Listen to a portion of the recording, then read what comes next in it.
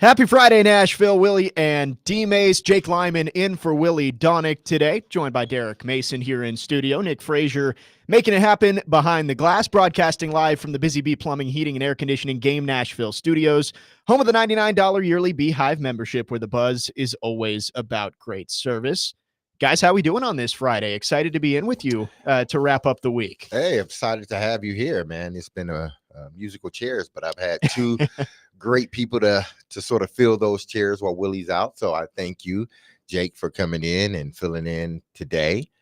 We had Adam for, the last 4 days. So It's great to have people in that chair that have a pulse of the city and know what's going on in regards to sports. So I'm happy to have you in Willy's seat. Well, glad to be in here. Glad Willy took a little vacation, getting ready for football and hockey season, and get a chance to get in here with you on this Friday. We've got a lot to get to in the show today. Ask DMase coming up at noon. You can get your questions in on our text line, driven by WilsonCountyHyundai.com, 615-737-1025. Again, that's coming up at noon.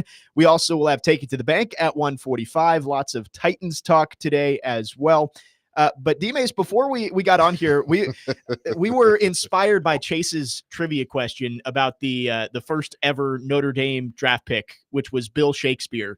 And we've been going through the all-name team in college football, and there are so many good ones on here this year. We've got real life college football coming up in 8 days, meaningful college football games.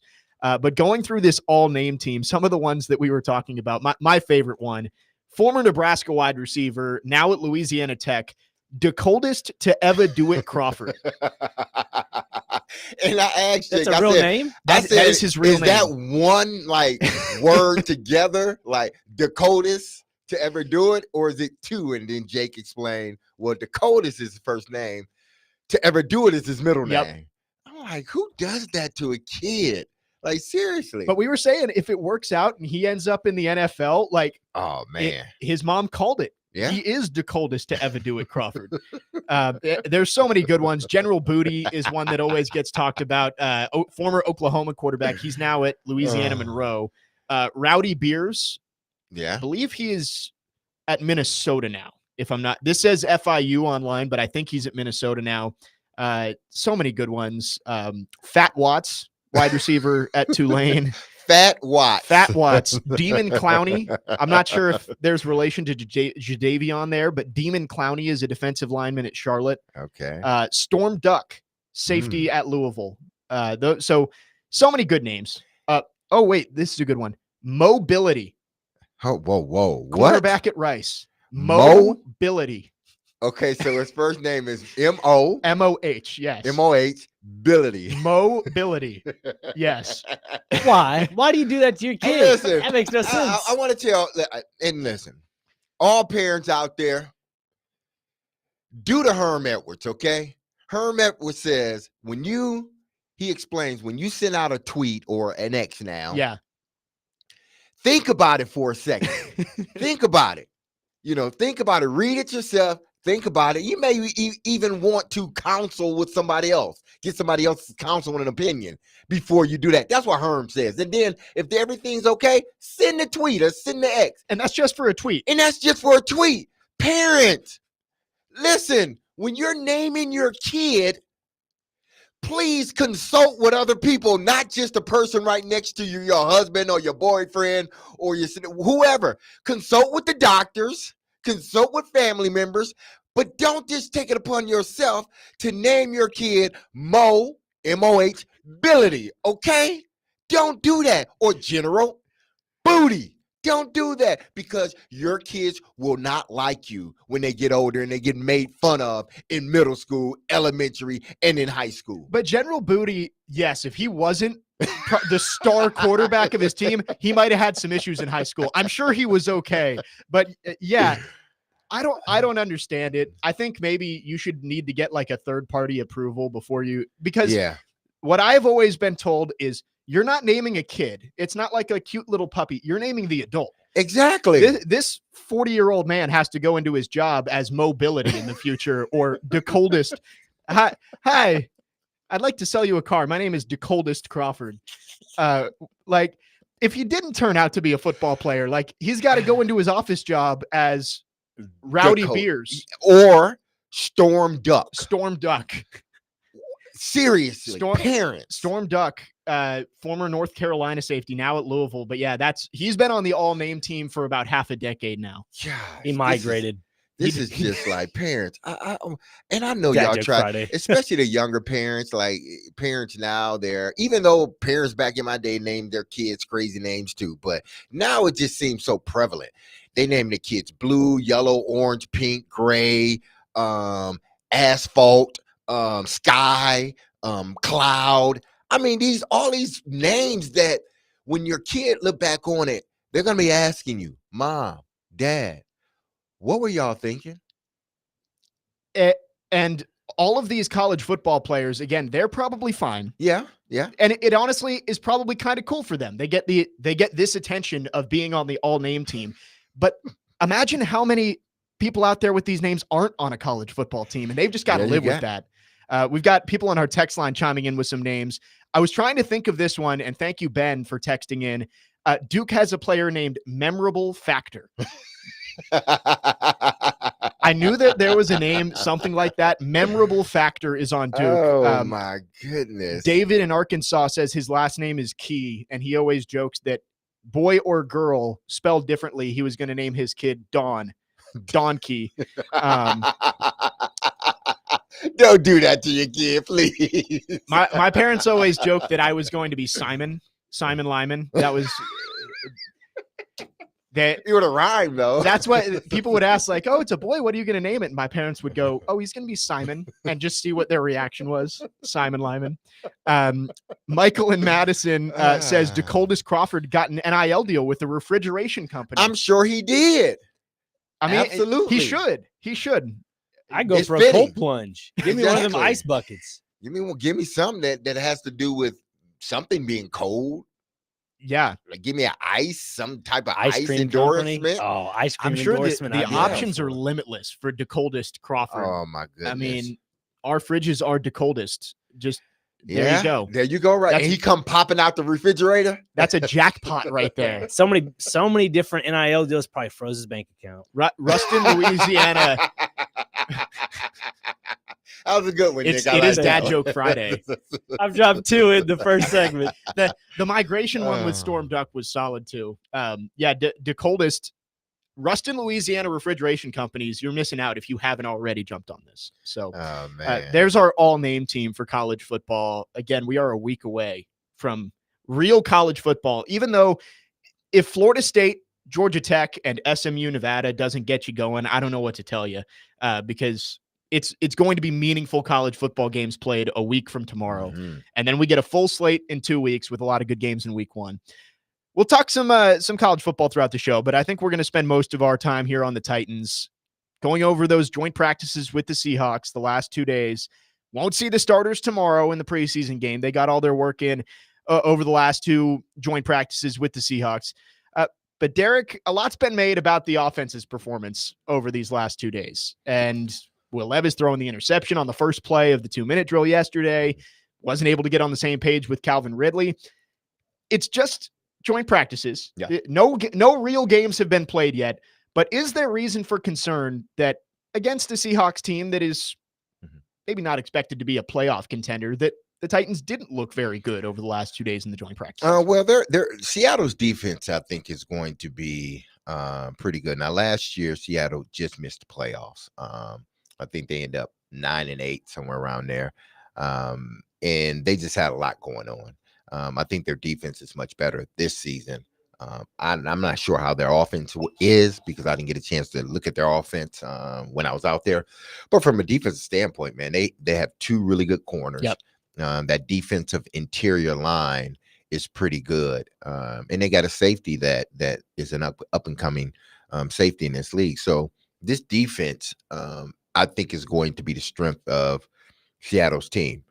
Well, we know that the Titans' offense is not a strength. It hasn't been a strength for the previous 2 seasons. Since they were 7-3 coming out of Green Bay. Exactly. That's the last time they seem to show anything in regards to an offense. Now they have players, D-Hop, Ridley, and all those guys, but those guys wasn't here last year. Only one that was here was D Hop and Derrick Henry. Henry's since gone to Baltimore.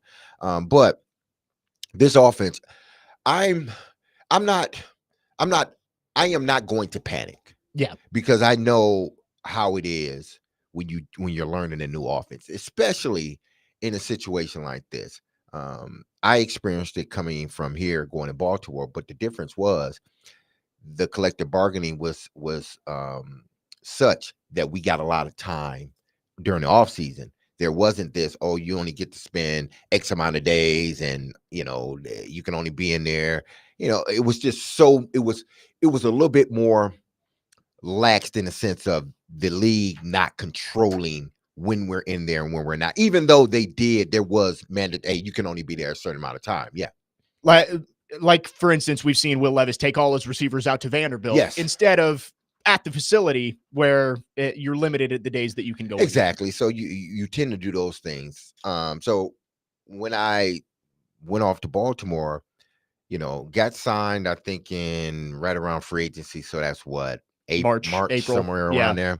So I was there working out with them in a matter of a week or two.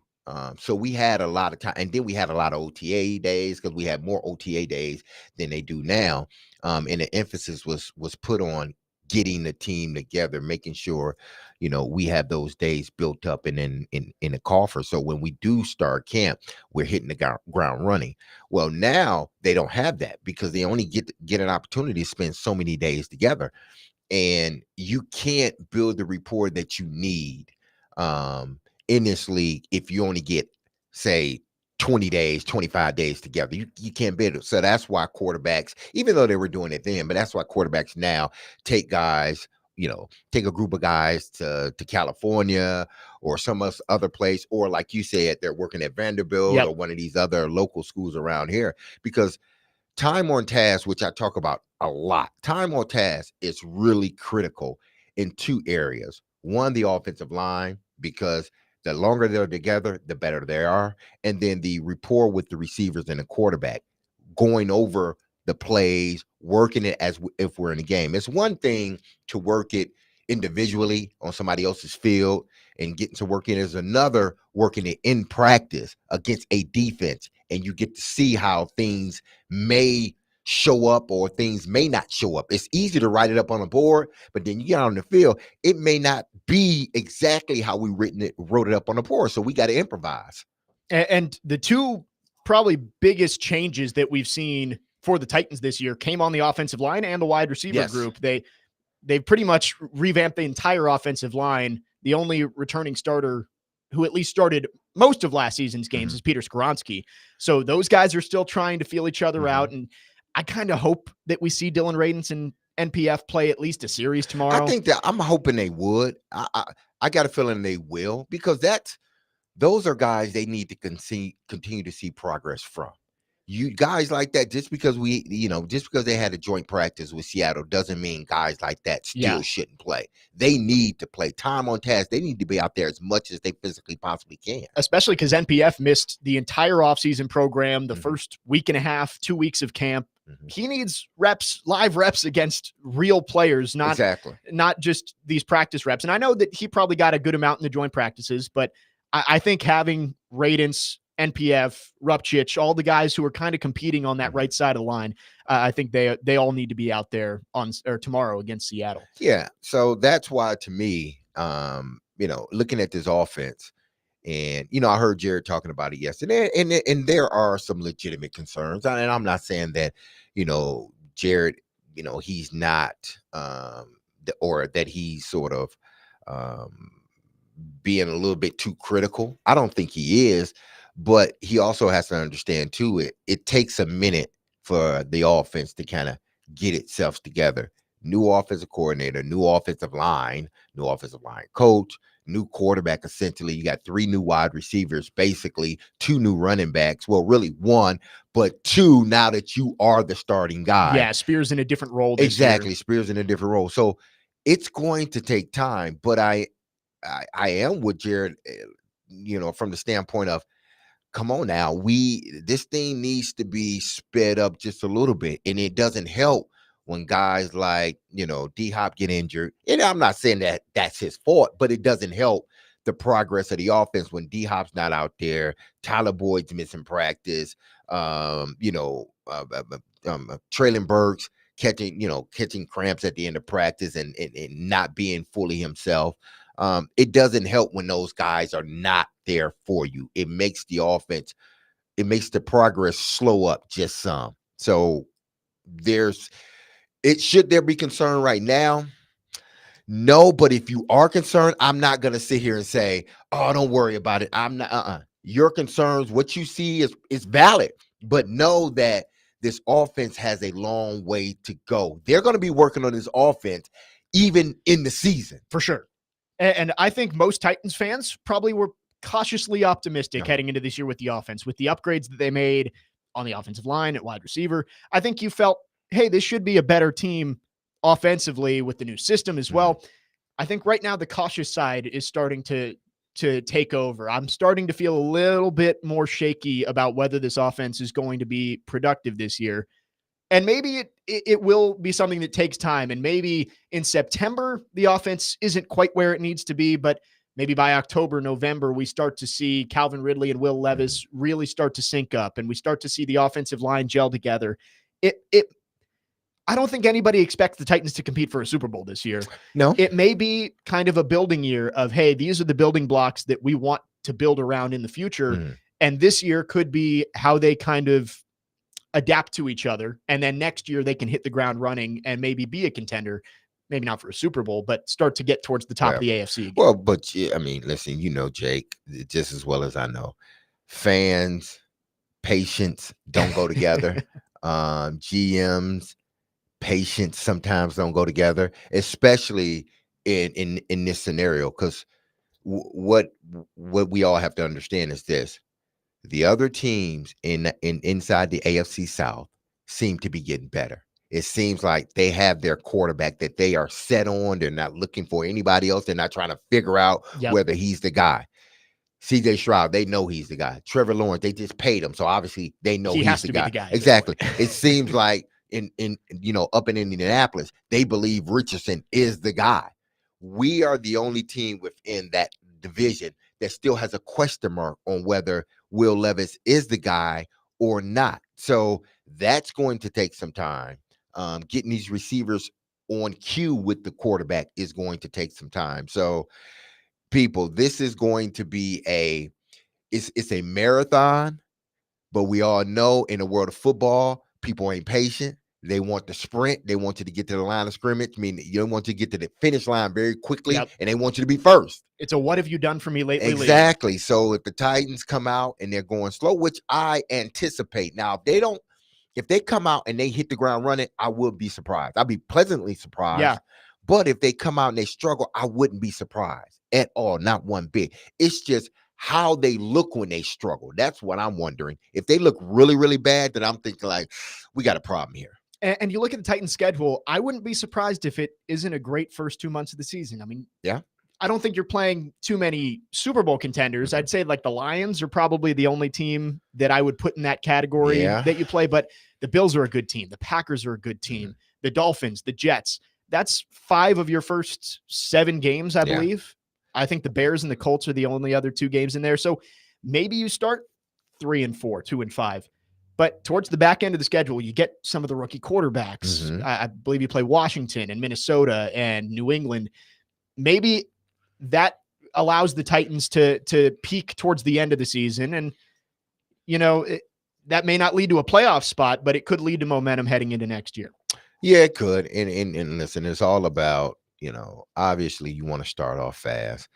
But looking at, their schedule, it's a daunting task, very. For sure. Because you're looking at a teams that, with the exception of the Lions, you're looking at teams that are predicted to go to the playoffs. All these teams are Jets. They're predicted to go to the playoffs. Packers, they're predicted. Dolphins. The Colts are probably the only team that's sort of on that bubble. Yeah. The Bills, the Lions. It's a tough start to this schedule. You got the Patriots. So you got 2 out of your first 7 games, 6 or 7 games against playoff caliber or Super Bowl contending teams. Yep. Yep, it's not going to be easy for this team, and I think what if everything clicks together and Calvin Ridley and Will Levis figure it out, and DeAndre Hopkins comes back at full strength, and the offensive line plays really well. Who knows? They could get off to a good start, but I think it's much more likely that it's a slow start, and hopefully the team peaks towards the end of the season. But we shall see. We shall see. I do want to mention before we take our first break here, the offense got a lot of attention at joint practices, as you would expect, with the young quarterback and the new wide receivers and the offensive line. But the good news on the defensive side, at least the reports coming out of practice the last 2 days, is the Titans controlled the line of scrimmage with Jeffrey Simmons and Tavondre Sweat. I don't know if you've seen the video of Jeffrey Simmons hip tossing Laken Tomlinson yesterday. I don't know how I missed it yesterday, but I just saw it while I was getting ready for the show. Oh my goodness, he threw him like a rag doll. That is grown man strength from Jeffrey Simmons right there. You know what a cartoon character, like they throw him out of the picture? That's what Jeffrey Simmons did. I could not believe, because Laken Tomlinson, he was a former first round pick out of Duke, I believe. Like, that is a big man that Jeffrey Simmons just threw to the side. And obviously Tavondre Sweat continues to show promise as well. So excited about those two as a tandem on the defensive side. Obviously the rest of the defense not really at full strength. Kenneth Murray wasn't out there, L'Jarius Sneed, Chidobe Awuzie. But at the very least, the Titans look like the interior of the defensive line is going to be very good. We're going to switch back to the offensive side of the ball when we come back. Treylon Burks, little scare at the end of Wednesday's practice with the cramps, but outside of that, 2 really good days against Seattle. He's shown a lot of promise. We're going to talk about Treylon Burks and what we hope to see from him in year 3 with the Titans. That's up next. You can text or call 615-737-1025. Our phone line's driven by WilsonCountyHyundai.com. Jake Lyman in for Willy Donick, Willy and DMase, 1025-1063 The Game.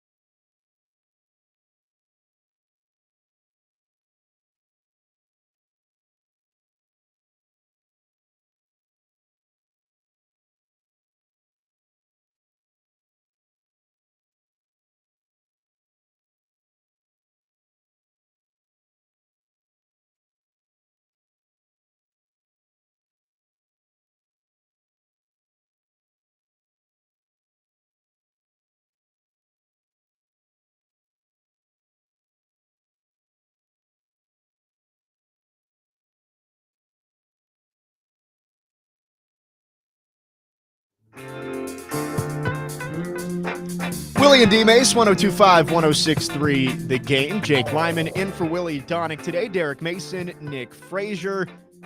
We're going to talk about Traylon Burks here, but we have some news coming across the presses during the break.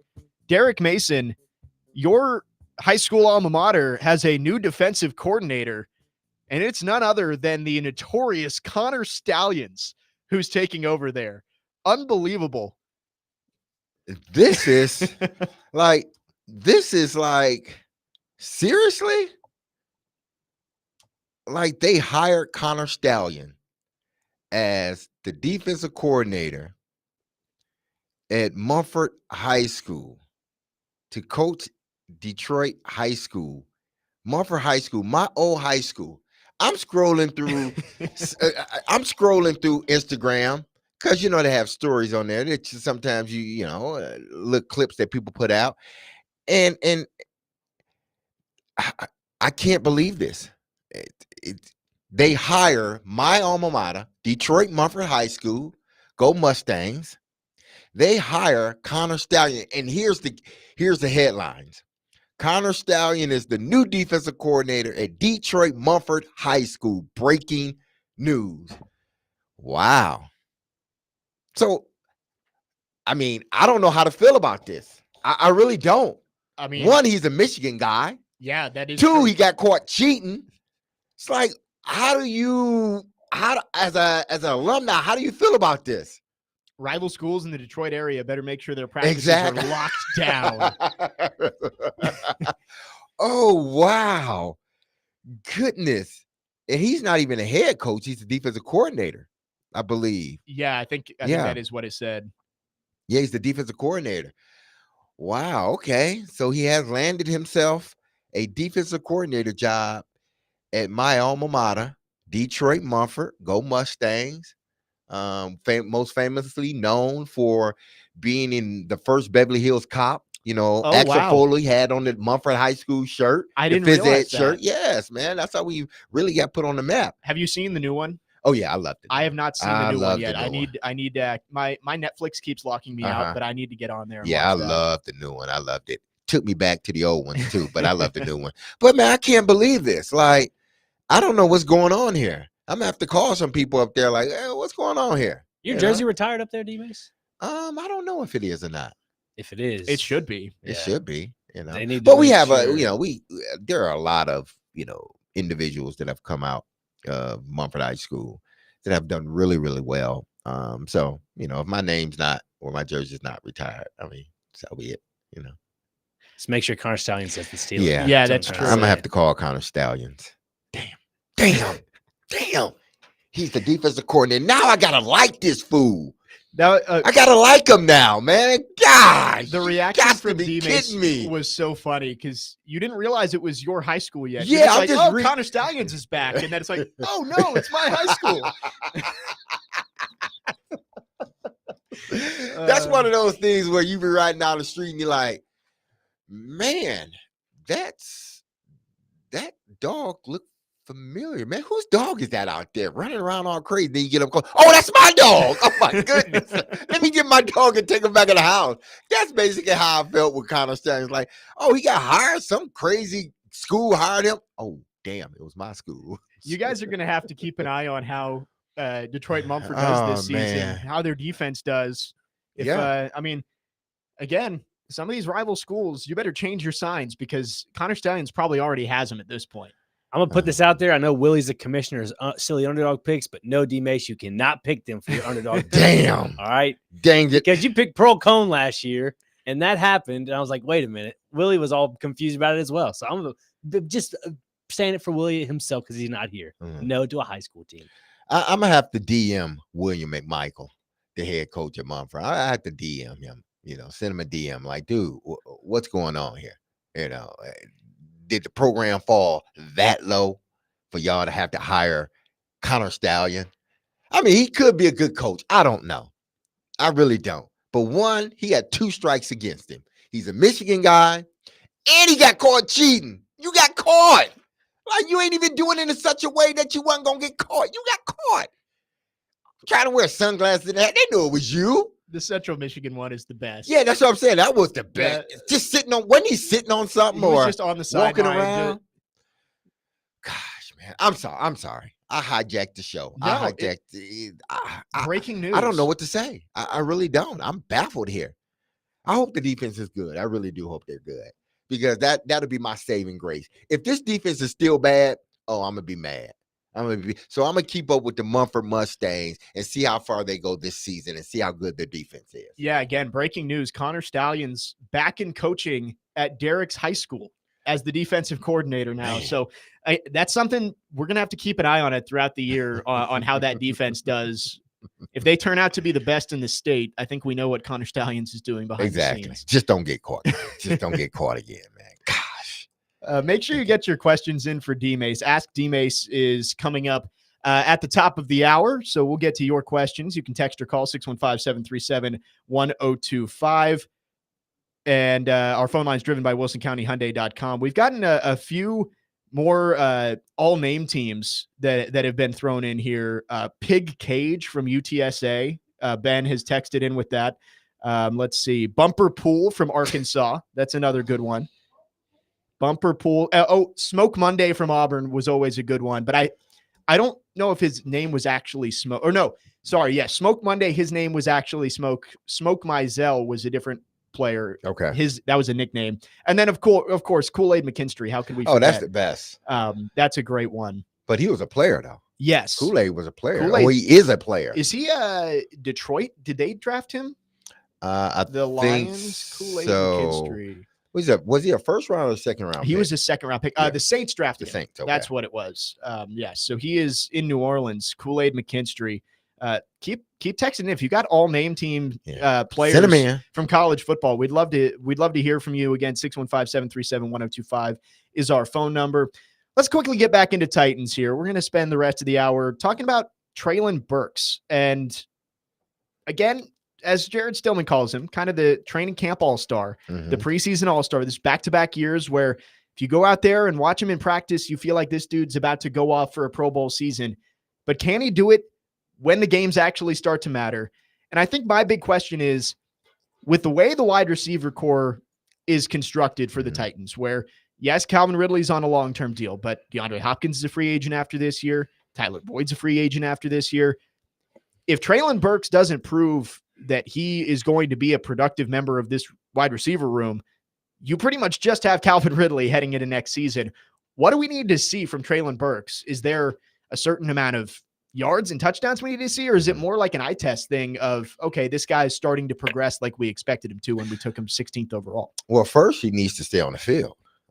He has to be available to be able to get a true assessment of what type of player he is or can be for this offense. So that's first and foremost. That's why when he went down, the other day, I'm thinking like, oh, here we go again. This kid was having a really good camp, and then all of a sudden, he gets injured. But luckily, it was nothing but cramp, so he was back at practice the next day. So that's good.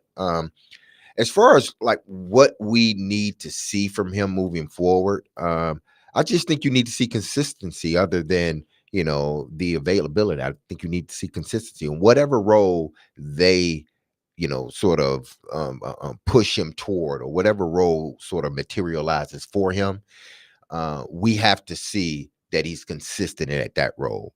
Right now, when D Hop's down, so now he's elevated to that starting role now, and he's taken it and he's ran with it. He's practiced really well. Now, practice and a game are two different things. He got in the first game of the season, first preseason game of the season, had a catch, and then they got him out of there. So those are the things you want to see. You want to see him in this next game, which I'm not sure will he play a lot? Will he not? Because you're going to have Malik Willis underneath center. Yeah. And I'm not sure having Treylon Burks out there with Malik Willis will benefit Treylon Burks in any way. So do you play Treylon in that game? I'm not sure. But what you want to see now that D-Hop is down, you want to see that consistency. You want to see him start to make plays. I think you've seen a bit of both. Now we have to see it more in games. And then ultimately, we got to see it in the regular season where they're going to need him. He's the one guy amongst that receiving core that if he pops the way that I believe he can, it changes the dynamics of that receiving room. Now it goes from a good receiving room, which I think it is. It's a good receiving room, but it has a lot of potential, to one of the best receiving rooms in the National Football League. But it's all predicated on, one, whether this offense can get going the way it needs to early on, and then two, how Traylon Burks come on in this offense. What is his role in his offense? If he has a small role, then okay, the offense is just I think it'll be a middle of the road offense, or in the middle of the NFL offense. But if he pops along with Calvin Ridley and these other guys, this can be a top 10 passing attack, especially with the backs in the backfield. And then obviously a lot predicated on the offensive line. But Traylon Burks is that one guy. And I know this is what they're hoping. He's that one guy that can take a good receiving core and elevate it to a elite, damn near an elite receiving core, which I think it can be. But he has to pop in order for that to happen, I believe. If we get Arkansas Traylon Burks, I would think you'd be hard pressed to find a top 4 group of receivers better than DeAndre Hopkins, Calvin Ridley, Tyler Boyd, Traylon. Oh, they had the best in the. They would have the best 4 receivers in the NFL, like guys that can go out there and flat out play. Like, you can just rotate these guys and you won't miss a beat. If he hits and those 3 guys continue to do what they've been doing, then this is one of the best receiving cores in the National Football League, as far as that top 4. Really easy for Will Levis. If you have those 4 guys out there, you've got your weapons in the backfield. And then obviously the question is with the tight ends, can Wiley or Chig step up? But Rand Carthon, Brian Callahan have at the very least done everything they can to get a good look at Will Levis this season. And Traylon Burks, I think, is a big part of that. If he is DeAndre Hopkins needs to go to the sideline, Traylon Burks comes in. Calvin Ridley goes to the sideline. It's Traylon Burks. Tyler Boyd as well. It's like he's the 4th, but he's the number 2 at all 3 positions. I think that would be the best role for Traylon Burks because he is versatile. But I agree with you. If his role is smaller than that, then I don't really know how good of a look we're going to get at Traylon Burks this year. Yeah, because he's not going to get enough snaps. That's why Brian Callahan said, listen, Traylon he has to play all positions. Why does a coach tell a guy that he needs to play all positions? Because they want to get him on the field. Yep. They believe in the talent that he has, and they want to get him on the field as quickly and as much as possible. So like you said, when D-Hop comes off, Traylon goes in. When Calvin comes off, Traylon goes in. When Boyd comes off, you hope Traylon can go in at certain moments in the game. But he's always that guy, that second guy up when at least one of those 2 guys on the outside are out of the game. He's the guy that you want to be able to insert in the game and not miss a beat. And I think it's going to be really telling in that first game against Chicago. Is it a top 3 and then everybody else at wide receiver, or is it a rotation of those 4 guys with NWI mixing in there too? How many snaps are they going to get? I think that's going to be one of the big takeaways from that first game in Chicago is the snap count for guys like Traylon Burks and NWI and those top 3 receivers on how they're used in this Brian Callahan offense. 615-737-1025 is our phone number. You can text or call again. Get your questions in. Ask DMase is coming up at noon. Can't wait to hear from you there. Get those questions and the dad jokes in. It is Dad Joke Friday. When we come back, we'll keep this conversation going, talking about Traylon Burks and what this Titans wide receiver room might look like, not just this year, but going forward with some of those impending free agents. That's up next. Jake Lyman in for Willy Donick, Willy and DMase, 102.5, 106.3 The Game.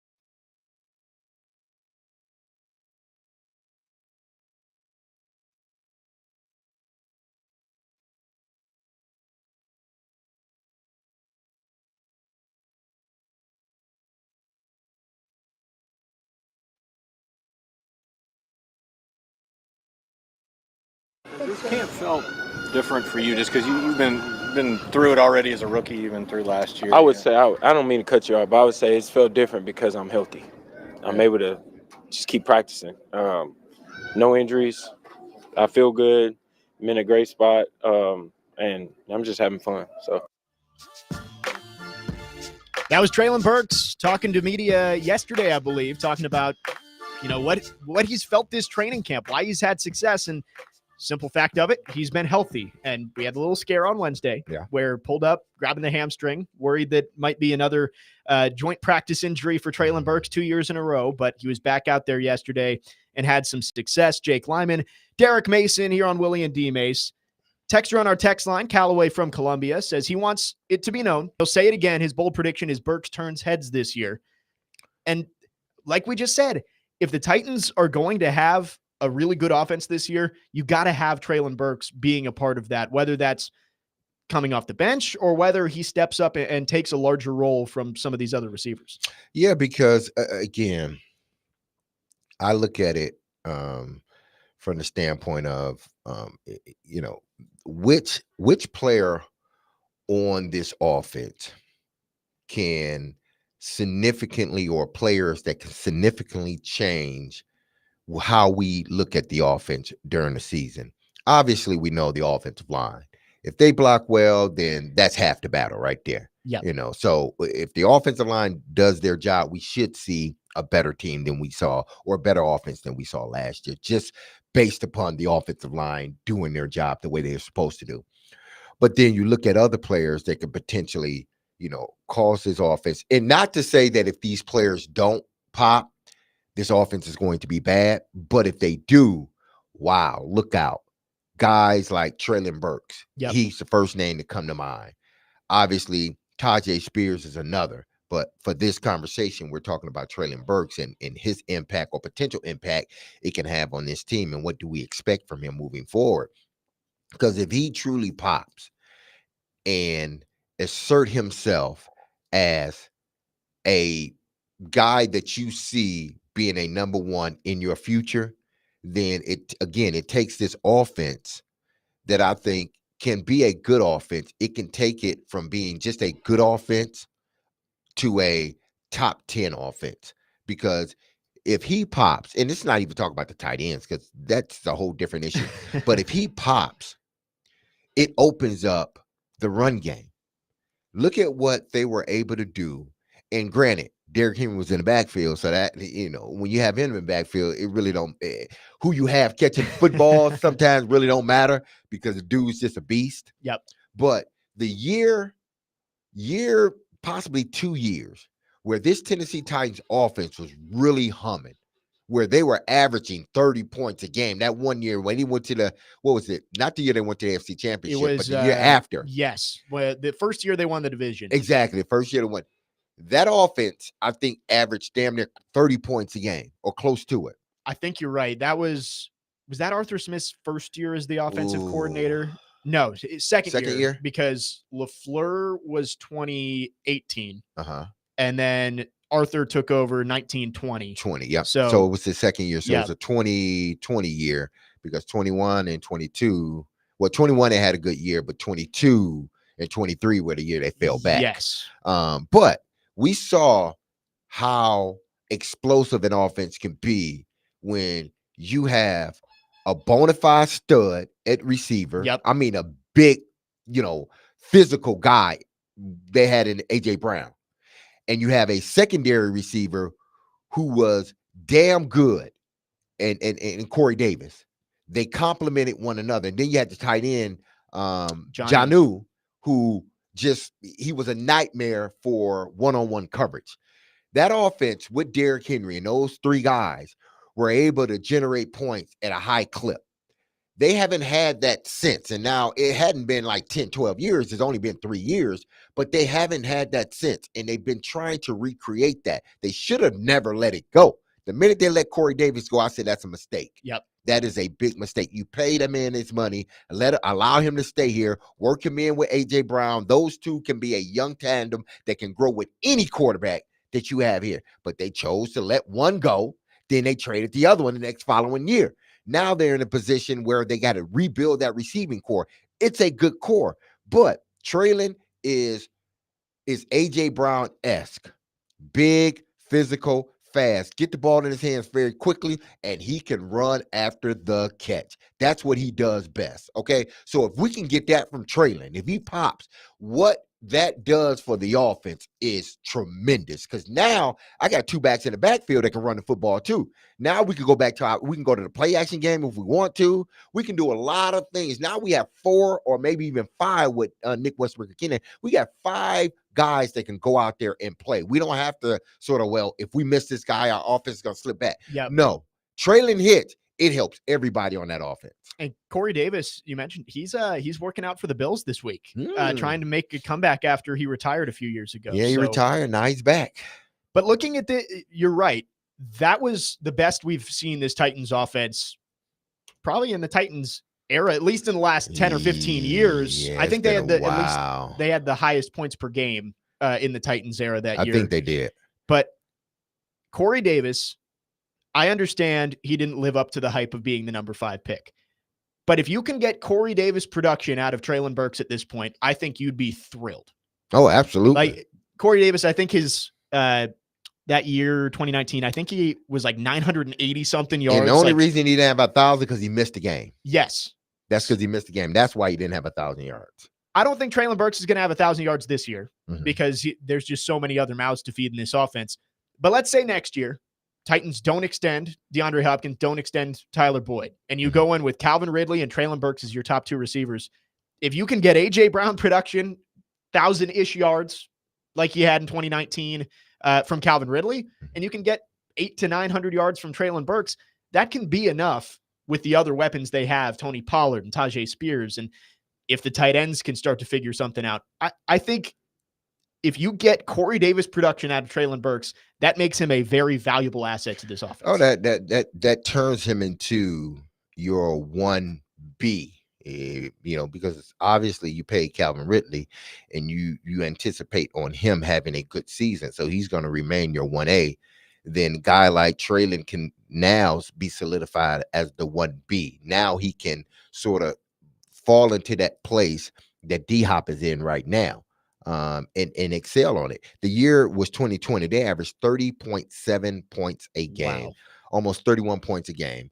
And that offense was humming. A lot of it had to do with Derrick Henry and his, the Derrick Henry effect. Yes. But yet and still, they had Corey Davis on one side and they had A.J. Brown on the other, 2 young receivers that are growing together with the quarterback. And that could have still been the case, but they chose to go in another direction and they've suffered ever since. Now they're trying to sort of rebuild this receiving core, and they're doing a good job at making that happen. But they understand that if this one guy hits, it can take our receiving core to another level. It could take our team from an offensive standpoint to another level. And next year, if Burks doesn't show he's the guy, you kind of left with Calvin Ridley doing by himself, really. The Fresh Prince of Bel-Air, looking around the room. Where is everybody It'd else? be him and Nick Westbrook-Ikine. Yeah, because NWI and Mason Kinsey will be the other 2 in the room, because those guys just will never leave. They'll be here until 2080. Indy Ben on our text line, it says, spoiler alert, if everyone's healthy, I have no doubt Hopkins leads the wide receivers in receptions and yards. Too many red flags with Ridley, Burks, and Boyd, in my opinion. I don't know about that. I think Calvin Ridley, I don't think these hiccups that we've seen the last couple of days are going to be permanent. I think eventually Levis and Ridley are going to get that timing down. They're going to figure it out. I would have a hard time betting against anybody but Calvin Ridley to lead the team in yards this year. Yeah, me either. They pay again. The only reason he doesn't lead this team in yardage. Now, I'm not sure. You may be right, Indy Ben, as far as receptions. That can go a myriad of ways. It could be Tyler Boyd. It could be D-Hop. It could be the tight ends. Hell, it could be the running backs. I don't know. But when you're talking about leading the team in receiving yards, he has to be the guy, Calvin Ridley. That's what you brought him in here for. Paying him $24 million a year. You brought him in here to be your number 1 guy to lead this aging receiving core, because that's what it is. It's an aging receiving core, and you're just hoping that Ridley comes in and he plays the way he has played when he was in Atlanta and the way he played last year with the Jacksonville Jaguars. That's pretty much what they're getting. They're getting a 11 to 1,300 yard guy, 8 touchdowns, about 80 something catches, if that. Yep. That's what they need from him to be the number one guy. Everybody else, hey, listen, if we get 1,000 yards from yard, that's great. It helps, but it's not a necessity. We got to get our number one guy, and then everybody else sort of falls in. Now, does he end up getting more catches than Ridley? Possibly. Just because of the type of the receiver. Exactly. That he is. He's more of the grunt guy. He's more the guy that he's going to get you the tough yards. 3rd and 11. Yeah, You're exactly. looking for D-Hop. Combat catches. He's great at that. One of the best in the NFL, if not the best at combat catches. So he's the guy that you look to when it's 3rd and 8. When you look to it's on the goal line, you need a guy that you need that touchdown. He's the guy that you look for. But when you're out in the field, you need, some yardage, some chunks. It's going to be Calvin Ridley, or either if Traylon Burks comes on, it's Traylon Burks. Yeah, just like we saw in the preseason game on Saturday, Ridley is your yak guy. Yes. He's going to catch it. He's going to make somebody miss, and he's going to go. He's your deep threat too. So, yes, he may have less catches, but the average per catch is going to be significantly higher for Calvin Ridley than a guy like DeAndre Hopkins or Tyler Boyd. Like, for instance, before we go to break, the year Drew and I had that huge year together. Drew had more yardage and touchdowns. I had more catches. He was more so of the deep threat. Big 6'5" guy. He can run. People didn't think he could run, but he gets up on you very fast, and you look like, oh my goodness, this guy's by me. Great hands. He led the team in receiving yardage and touchdowns, but I led the team in reception. So that was sort of the yin and the yang. It can work like that here as well, where D-Hop is leading in receptions, but Calvin is leading in yardage and touchdowns. And I think that's probably what we will see. Exactly. I don't think Calvin Ridley is going to have a 100-catch season, but he might have, like you said, 75, 80 catches and end up with 1,100, 1,200 yards somewhere in there, just because of the big play ability that Calvin Ridley has. 615-737-1025 is our phone number. Make sure to text or call right now. Ask DMase is coming up after this break. Call in with your questions, your dad jokes, everything. We've already got a few on the text line, driven by WilsonCountyHyundai.com. Jake Lyman in for Willy Donick today. Willy and DMase, 102.5, 106.3, The Game.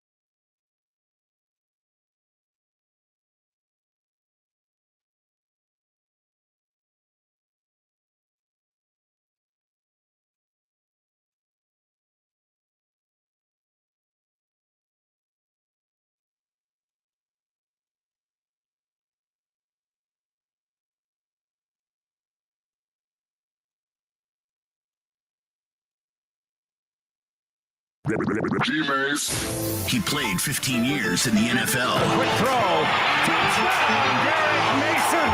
He had over 12,000 receiving yards. And now you can ask him anything. Have a question about football or life? Now's your time to ask DMase. We'll welcome you in.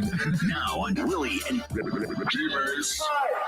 on 102.5 and 106.3 The Game and the Game Nashville app. Time for Ask DMase as we start hour number 2 here on the program. Willy and DMase, Jake Lyman in for Willy Donick today, along with Derek Mason and Nick Frazier. Again, it's time for Ask DMase. Text or call 615-737-1025. If you have questions for Derek about football, life, if you have dad jokes, we've already got a couple of dad jokes here on the text line.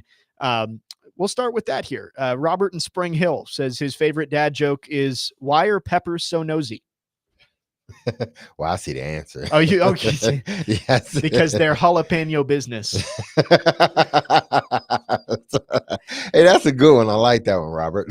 That's a good one. I always love the dad jokes on these Fridays every time I tune in. So if you've got one, text or call again, 615-737-1025. Our phone line's driven by WilsonCountyHyundai.com. Here's a good question from Carson on our text line. I did not see this, but ESPN Plus, it looks like they have released position group rankings for all 32 NFL teams, and he has listed out the Titans ones. There's a couple here that I'm not so sure about. Running back is the one that stands out to me the most. They've got the Titans as the 21st best running back room in the league. That can't be right with Tajay Spears and Tony Pollard back there. Yeah, I'm trying to figure out who could be what 20 other teams out there that would have a better backfield than what you see with the Tennessee Titans. Now, I can understand, we really didn't see Tajay Spears run the ball last year. Well, obviously you didn't because Derrick Henry's in the backfield. But I think he did enough from a run and a pass catching standpoint to show you that he can be a player in the National Football League. And I think under this new Brian Callahan offense, I think he's going to be able to display just that. And then you got Pollard, who's coming off of back-to-back 1,000 yards. He had 1,000 yards last year. The year before that, he was hurt. He was dealing with some injuries. But 2 years removed from an injury, you figure this guy will be much stronger than he was the year coming off the injury. And he was a damn good back splitting time with Ezekiel Elliott when Zeke was there at the time. Now he's since come back, but he's a damn good back as well. So I would love to know, what other teams. Now, I know there are some teams with better backs, but I'm saying 20 other teams with a better backfield tandem than this one. I need to find this article because, again, Carson just listed all these out for us. Another one, the offensive line is ranked 9th, according to this text. I get it. Looking at the surface, you go across the board on this Titans offensive line. First round pick, third highest paid center of all time, second round pick, third round pick. That's your starting offensive line. So on paper, I could see why you would look at that if you're just looking surface level on where these guys came from. But I'm not sure the Titans have a top 10 offensive line in the league right now. Last one before we move on to our phone line. Interior defensive line, 20, with Jeffrey Simmons and Devondre Sweat in there. And Harold, I guess they're just talking about the interior. They're not talking about the rushing. Yeah. Again, I'm trying to figure out where they, 20th. I guess they can say, well, Danique Autry isn't there anymore. So only guy that you really know anything about that's a player is Jeffrey Simmons. The jury is still out on Devondre Sweat. I think he's going to be a good player, but he has to prove it in games. They got a bunch of guys rotating within that interior defensive line play.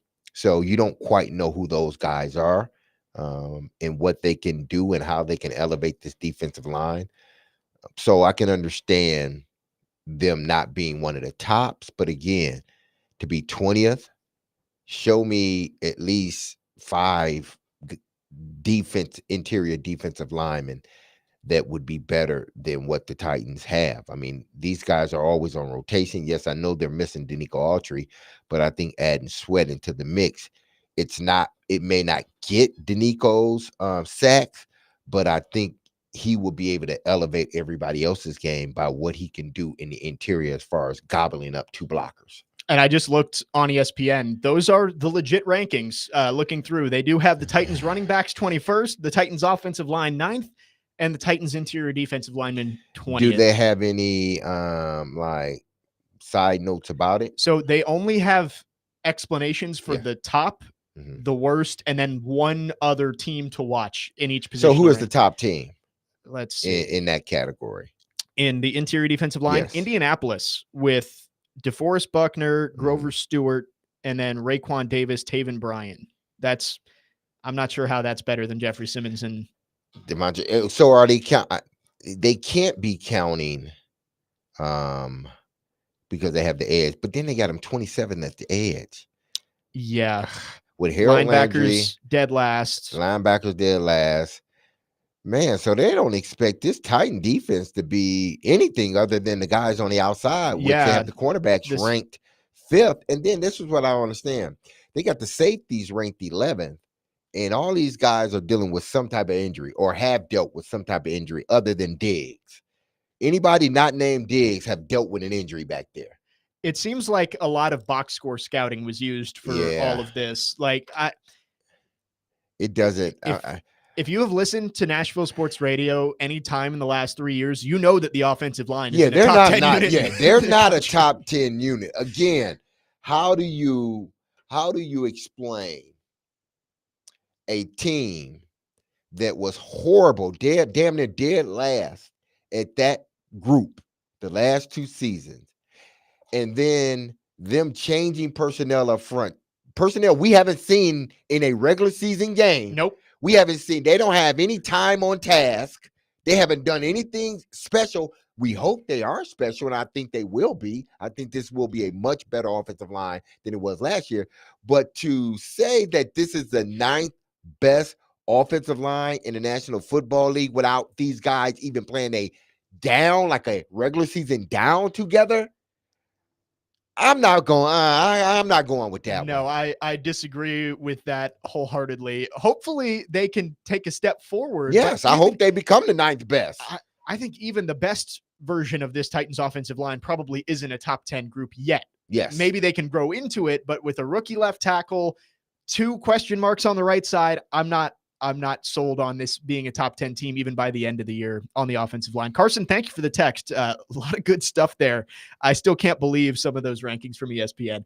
On our phone line right now, driven by WilsonCountyHyundai.com, Eric wants to chime in with a dad joke and a question. Go ahead, Eric. Okay, Derek Mason, Yes. I hope you like this one. This is one I actually heard yesterday, so I didn't come up with this. I heard it from somebody else. How do mermaids clean their tails? How do mermaids clean their tails? In the water. No, with Tide. Okay, that was a good one. That's I a like good that one. one, Edward. Yeah. Eric, I thought it was going to be the obvious water, but I guess it still is okay. water, but Tide. Yeah, gotta be Tide. Yeah. Okay, my question is, of course, I heard that Malik Willis is going to get the start. This is kind of a 2-part. Now, is he planning to play the entire game, or are they going to bring in Mason Rudolph? Or I would Callahan assume didn't say whether he would play the whole game or not. I'm sure Mason will get some snaps. yeah, because I'm but pretty sure they're not going to play Will Levis. no, Levis they're not going to play Levis. He got his playing time already. But you know what, Eric? Yeah. Because you don't want to put Mason Rudolph in with the 3rd or 4th team. You just don't want a 3rd offensive line. You don't want to do that. Yeah. So, which you're makes right. me think Malik Willis will play the whole game. Yeah. And on that, depending on his performance tomorrow, do you think, because I know last year they kept 3 quarterbacks, do you think if he plays good or bad, they could keep 3 quarterbacks, go with 2, or if he is the odd man out, go with 2 and maybe bring somebody on the practice squad? How do you think all that's going to shake out? Because I'm pretty sure he's kind of under the gun since this is going to be his third year. Just want to get your thoughts on that, guys. Always good talk to you. Y'all take care. Have a great weekend, and we'll talk to you soon. All right. Thanks a lot, Eric. Thank you for calling once again. Have a great weekend. In regards to not Will Levis, but Malik Willis, and whether he's going to be on the roster or not, I think if he continues to progress in this offense, they're giving him a huge opportunity. This is a huge opportunity that he has and he's earned this opportunity. This is what Brian Callahan said. He has earned this opportunity to be the starter for this preseason game, and allow him to play with the twos and see how he reacts from there. But if he shows any progress within his offense, which it seems like he is, I think they're going to keep him. I think they're going to keep him around to have that third quarterback spot.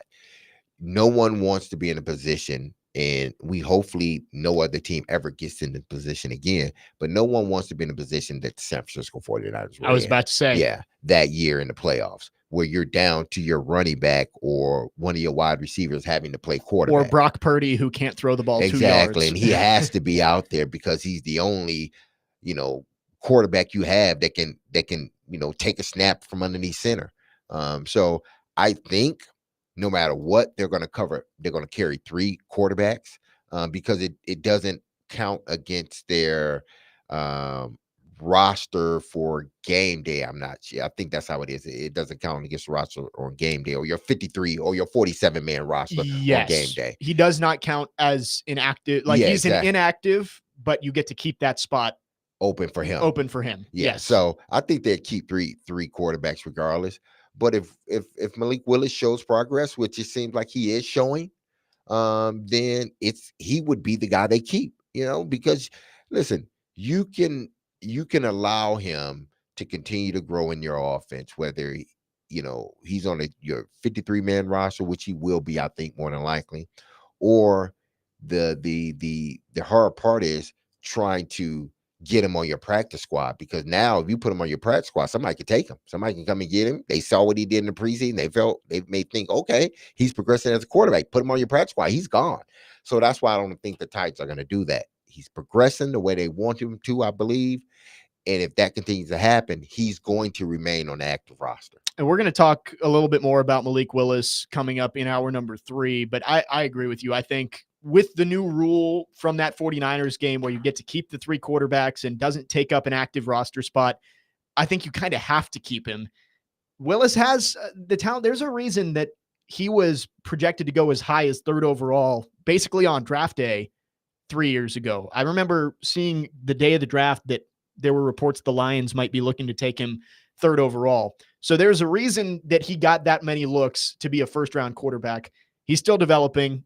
Maybe he doesn't end up ever being a quarterback for the Titans, but he's got enough talent that you put him out there, somebody's going to swoop in and pick him up. Yeah, and that's what you don't want to happen. So, you keep him, and you keep him on the active roster because, again, it doesn't count against you. And you just never know what happens. You may need him one day. And it's like I've always said, it's better to have and not need than need it and not have it. So, correct. I think he will make the roster based upon what I've seen so far. Now, if he goes out there in this game and he looks like a deer in the headlights, then we may have to rethink that, or at least I may have to rethink that. But I'm hoping that that's not the case. He's going to be playing with guys that he's familiar with. That second unit, he's been practicing with them, so he's familiar with them. So I think he'll go out there and they will cater or design the plays in the offense to what he can do best. And that's a coach's job. A coach's job is to see what a player does well and allow that player to do it. It was said, I think Bill Parcells said it, or Bill Belichick. Don't tell me what he can't do. Show me what he can do and do that. That's what, because if you show me what he can do, he's a player, then okay, that's going to help us. I'm not worried about what he can't do. Just show me what he can do. And if it works with what we're doing, then let's implement it. And we saw that with Bill Belichick even last year, 2 years ago in New England with Malik Cunningham from Louisville. Kind of similar skill set to Malik Willis. Really good running the football. Still had some growing pains when it came to being an actual passer and quarterback, and he found a way to use him. And there were, I believe they had a package for him last year in the regular season where they brought him in, and hey, he can still throw the football, and that puts pressure on defenses when you have a guy with that much athletic ability who also can beat you through the air. Exactly. So that's what they're trying to figure out with Malik Willis, how they can use him. But they'll get a really good look at him, game time situation with guys that he's familiar with, going against possibly the Seattle Seahawks #2 defense. And you see how it goes. And if he plays well, or if he looks like he's picking up on everything, then okay, that's a good sign. But if he looks as if he doesn't know what's going on, the game is moving too fast for him, he has these wide eyes, then yeah, we may have to bag him up a little bit. And we'll talk more about Malik Willis as we preview tomorrow's preseason game coming up in the 1 o'clock hour. Keep getting your questions in for DMase, 615-737-1025. You can text or call. Our phone line's driven by WilsonCountyHyundai.com. Be sure to tune in to 94.9 The Fan today as the Nashville Sounds take on Durham. Pregame at 5:20. First pitch at 5:35. Coverage also available on the 94.9 The Fan app and at 949thefan.com. Sounds baseball on 94.9 The Fan. Presented by Twin Peaks, Family Leisure, 5 Points Roofing, Cottle Vet Clinic, and Busy Bee Plumbing, Heating, and Air Conditioning. Keep getting those questions and dad jokes in for DMase. Ask DMase continues when we come back. Jake Lyman in for Willy Donick today. Willy and DMase, 102.5, 106.3 The Game.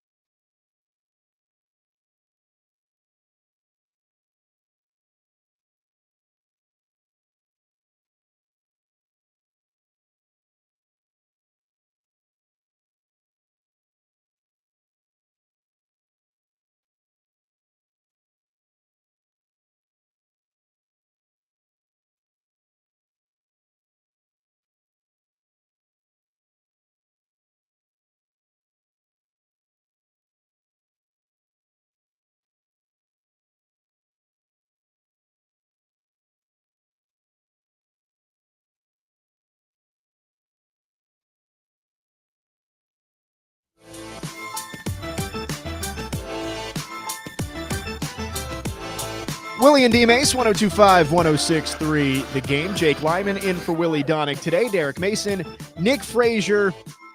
It's Ask DMase right now. Segment number 2 here. We've gotten some good questions, some good dad jokes out of Ask DMase so far. A couple on our text line that Derek and I were laughing about during the break. Randy, what do you call it when you take your dog to the vet for dental x-rays? Toothpicks. Toothpicks. Andrew from Dover, dad joke. What's the number one cause of dry skin? A towel. Yeah. Yeah. And Derek said we heard that. Yeah. Someone said that one some weeks ago. It might have been Eric. It might have been. Yeah. Yeah, we might. Eric seems to be a regular when it comes to the dad jokes. Yes. There was a guy that called in a week and a half, 2 weeks ago, D-Mace, asking about his refrigerator and his date night. Oh, yeah. Oh, that was great. Was the refrigerator sponsored by the coldest to ever do it, Crawford? It should have been. Exactly. We got George on our phone line, driven by WilsonCountyHyundai.com with the dad joke. Go ahead, George. Okay, guys. This fellow went to the psychiatrist. He's having trouble. He said, "Doc, I'm having some real trouble." He said, "One day I feel like a wigwam. The next day I feel like a teepee." And the doctor said, "Well, that's easy. You're just too tense."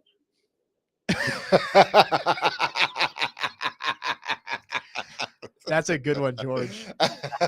2 Thank tenths. you, George. Appreciate Thank you, it. George. Appreciate that.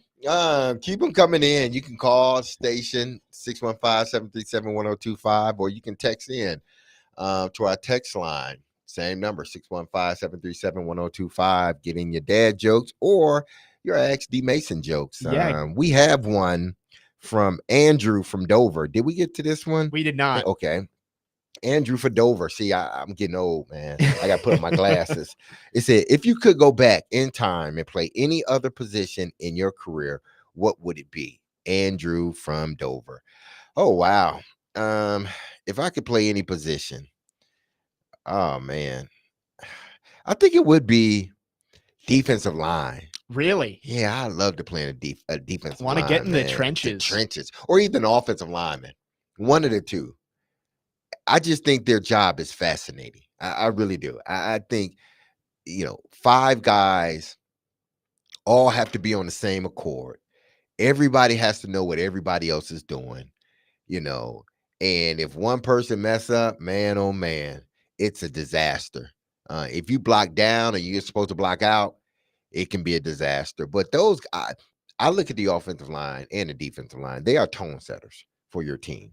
You show me a team, show me the offensive line, and I can show you what am I calling it? What am I thinking of? The sort of the attitude of the team. Yeah, is. the outlook. Yeah. So you show me their offensive line, I show you who they are as a team. Yeah, the identity of the team. Of the team, absolutely.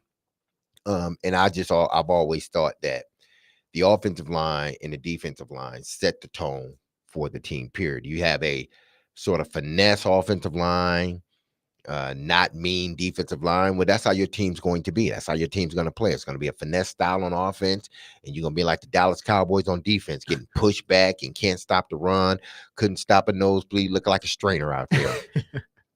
But if you have a nasty defensive line, i.e. San Fran, Baltimore Ravens, New England, the Jets, if you look at their defense mirrors their offensive. Their defense mirrors their defensive line. Nasty, physical, and that's what Denard Wilson wants here: a nasty, physical, aggressive defense. And that only happens if your interior guys are playing at that level. If your interior guys are playing at that level, it feeds on everybody else. And if your offensive line is playing physical, then that feeds your team as well. You become a more physical team. Not to say you're going to run the ball 100 times, but everything you do has a sense of physicality to it. It's no, we're not finessing you ever. Even when we got a pass block, we're mauling you. That's why I love offensive linemen and defensive linemen. So if I can come back and play a position, I play offensive line, and they get paid a lot of money. So why not? If you're one of the best, you get paid a whole bunch of money. That is true. It all starts in the trenches, and we've seen it. Those interior defensive linemen and the guards, they're starting to get paid a lot more because of how important that guard center guard triangle and the push from the interior on the defensive side has become. I saw a video the other day, and I know it's not this simplistic, but I thought it was funny. It's like offense in the huddle with their play call, and Mhm. it's like so complex, like gun, snapdragon, Z streak, Y slant, all this stuff. And it's then it's the two defenders like, hey, what set are we in? You're like, we're defensive line. We just go forward. Just go straight. So I feel like defensive line would be fun. Yeah. Just, hey, go get the quarterback. You got to Like, be mean, though. You got to be mean down there. You have a certain attitude to play. And I feel have that attitude. That's why I said I would love to, if I came back, I'd love to be an offensive lineman or a defensive lineman, because I feel my attitude is more so that, because it's more so when I'm on the field, it's an aggressive attack attitude. That's just how I was raised with my brothers playing football. They raised me to be aggressive. Don't take a step back. Continue to go forward. So, I'll be a damn good offensive lineman or a defensive lineman. So Half a Andrew, man, DMase, half a man. thanks for the question, Andrew. That's a good one. Good one here from Coy in Clarksville. Derek, I don't know if I love the revisionist history here, but if Steve McNair threw to you instead of Kevin Dyson on the last play of the Super Bowl, do you think you would have broken the tackle? That man. Listen. Okay, I'm answer that question two ways. Okay, I'm gonna answer it the way my honest answer, and then I'm gonna give you an answer that is okay. Everybody think this is what everybody would think. Yes. What everybody would think is me, you, Nick. Oh, if I caught it, I would have scored. Yep. That would have been, I would have scored. We'd have at least sent it into overtime, because that touchdown, what people don't understand, that touchdown and subsequent extra point doesn't win us the game. No. It only ties the game. And then we have an opportunity to go into overtime. But if we go for 2 points, obviously we win the game. But I'm not sure Fish, had we scored, Fish would have went for 2. Because we had the momentum anyway. So he probably would have taken it in overtime and expected us to continue to do what we were doing. Going for 2 to win the Super Bowl would have been gutsy. That would have been a heck of a Dan Campbell-like move right there. Would you have gone for 2, DMase? In that situation, no, because I would have figured these guys worked so hard to get down the field to even tie the game. I'm not going to lose the game on that one play. We got the momentum. I'm taking it into overtime. And I'm looking at my defense to do what they have been doing in the second half, or stop a high-powered offense. We've seen it before. I mean, Mike Vrabel in London a few years ago went for 2 against the Chargers. It didn't work out, but there are plenty of other times when you have the momentum, you think we just need one play. One play and we win the game, and it does work out. So then the second half of that, well, my second question to that is, I tell people this all the time. That wasn't my play. Yeah. That play and those plays were meant for that particular person. And that person was Kevin Dyson. That play was designed for him. It had already been written and everything else. Whatever went on, that play was already written. It was already designed. It was for him. And I'm not talking about written, meaning the coaches did it. It was already in place. Yes. That was supposed to be his play. Just like the Music City Miracle, that was supposed to be Kevin's play. Yep. However, it ended up being his play. That's how it was meant to be. That's how it was meant to be. We were meant to win that game by Kevin Dyson returning the kickoff for a touchdown to advance us in the playoffs. It was for Kevin to catch that pass in the playoff, in the Super Bowl, and for Mike Jones to tackle him. Yep. So that play was for Kevin. It wasn't for me. Now, on the other side, I was open. I can say that. I was open I think I was running a slant or like an inside glance because Chris Sanders on the outside of me, I think he had a slant as well. So Chris and I both say we were open. So we can say that, but that play was meant for Kevin. I think you're right, though. Everybody would say, oh, I would have scored on that. I mean, heck, I was 2 months old at that point. I would have scored. I would have crawled into the end zone. That's a good question. A little throwback all the way back there to get some reminiscing going on here. We've got a couple more dad jokes on our text line, driven by WilsonCountyHyundai.com. 5890 says, have you heard about the king who was 12 inches tall? He was a terrible king, but a great ruler. Okay, I like that one. Let's see. That one didn't go over my head right there. There have been some, Jake, that have went totally over our heads. Oh, I'm like, sure. We looking like, oh, what did you say? Then it's like, okay, you got it. You've got to. Some of these are thinkers. Yes. It takes a second for it to actually set in. Like, let's see from Ron here. No, we're not going to say that one. Yeah, we can't say that one. Let's see. Ben. No. This is a good one here from 5136. This morning, my wife asked if I had seen the dog bowl. I told her that I didn't know he could. The delivery was bad on that one. Let me try that again. Okay. This morning, my wife asked if I had seen the dog bowl. I told her that I didn't know he could. So dog bowling. There we go. That was better. That was the on second, me. yeah. The second time you said it was a little bit better. It's all about delivery. It's the emphasis. The emphasis was on the wrong syllable at that point. So yes, that was a good one. Okay, here's one. No, but they didn't give an answer. Like, yeah, Robert. Why do you? Okay, here there it we is. go. Why do you knock before opening the refrigerator? That's a good one. The salad might be dressing. That's why you got to knock. Thank you, Robert. I appreciate it, man. I appreciate it. We got D-Mace, I thought you were going to say it and just not say the actual punchline No, of the joke. That's what I was waiting on the punchline. We're all just waiting. What you going to say there, D-Mace? Oh, man. Man, we're getting a ton in here. Adam in Portland, what does the moon do when his hair gets long? Eclipse it. Okay. That's good.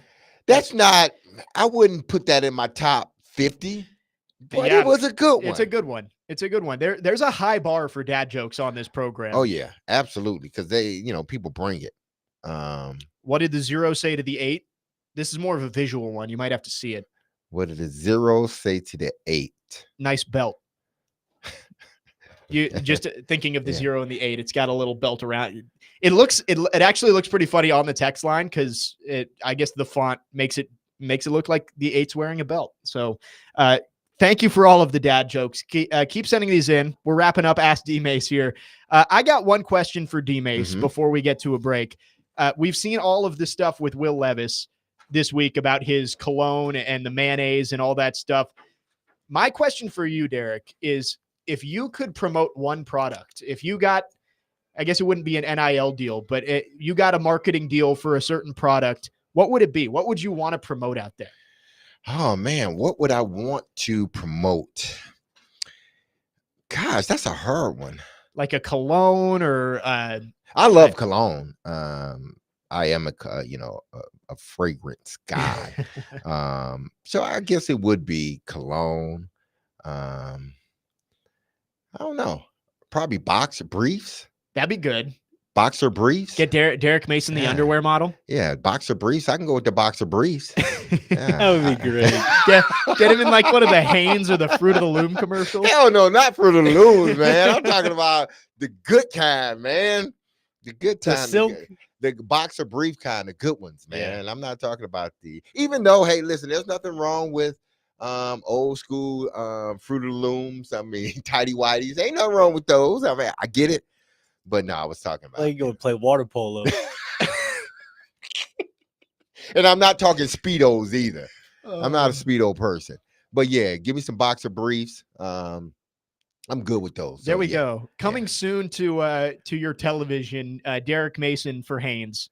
I could do that. It's like Michael Jordan used to do the Hanes commercials. I do either Hanes or what is it? Good Life, the brand Good Life. I think it's Good Life.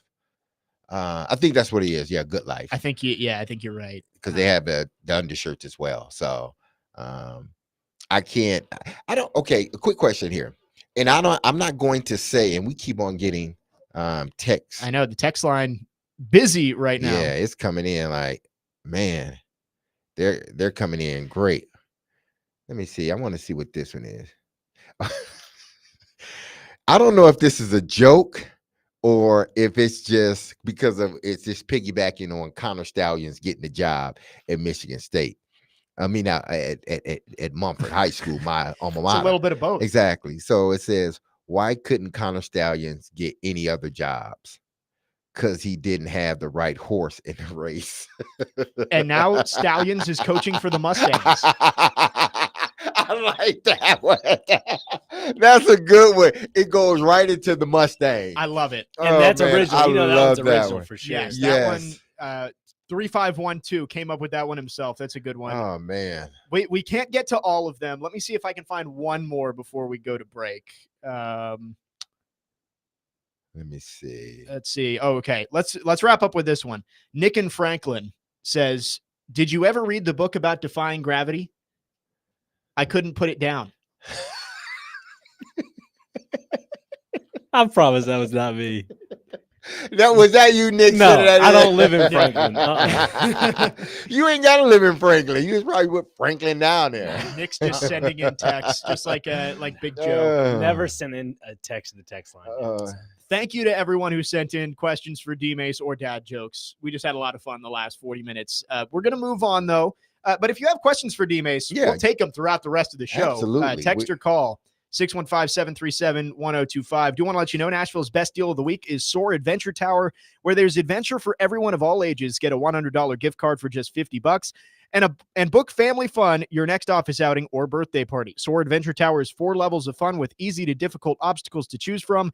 Plus, there's an 18-hole mini golf course. Get your $100 gift card for just $50 right now at thegamenashville.com/deals while supplies last. When we come back, I've got some questions for Derek and Nick on the roster construction for the Titans. We're going to do a little this or that with some players on the Titans to wrap up hour number 2. Jake Lyman in for Willie Donick, Willie and DMase, 102.5, 106.3, The Game.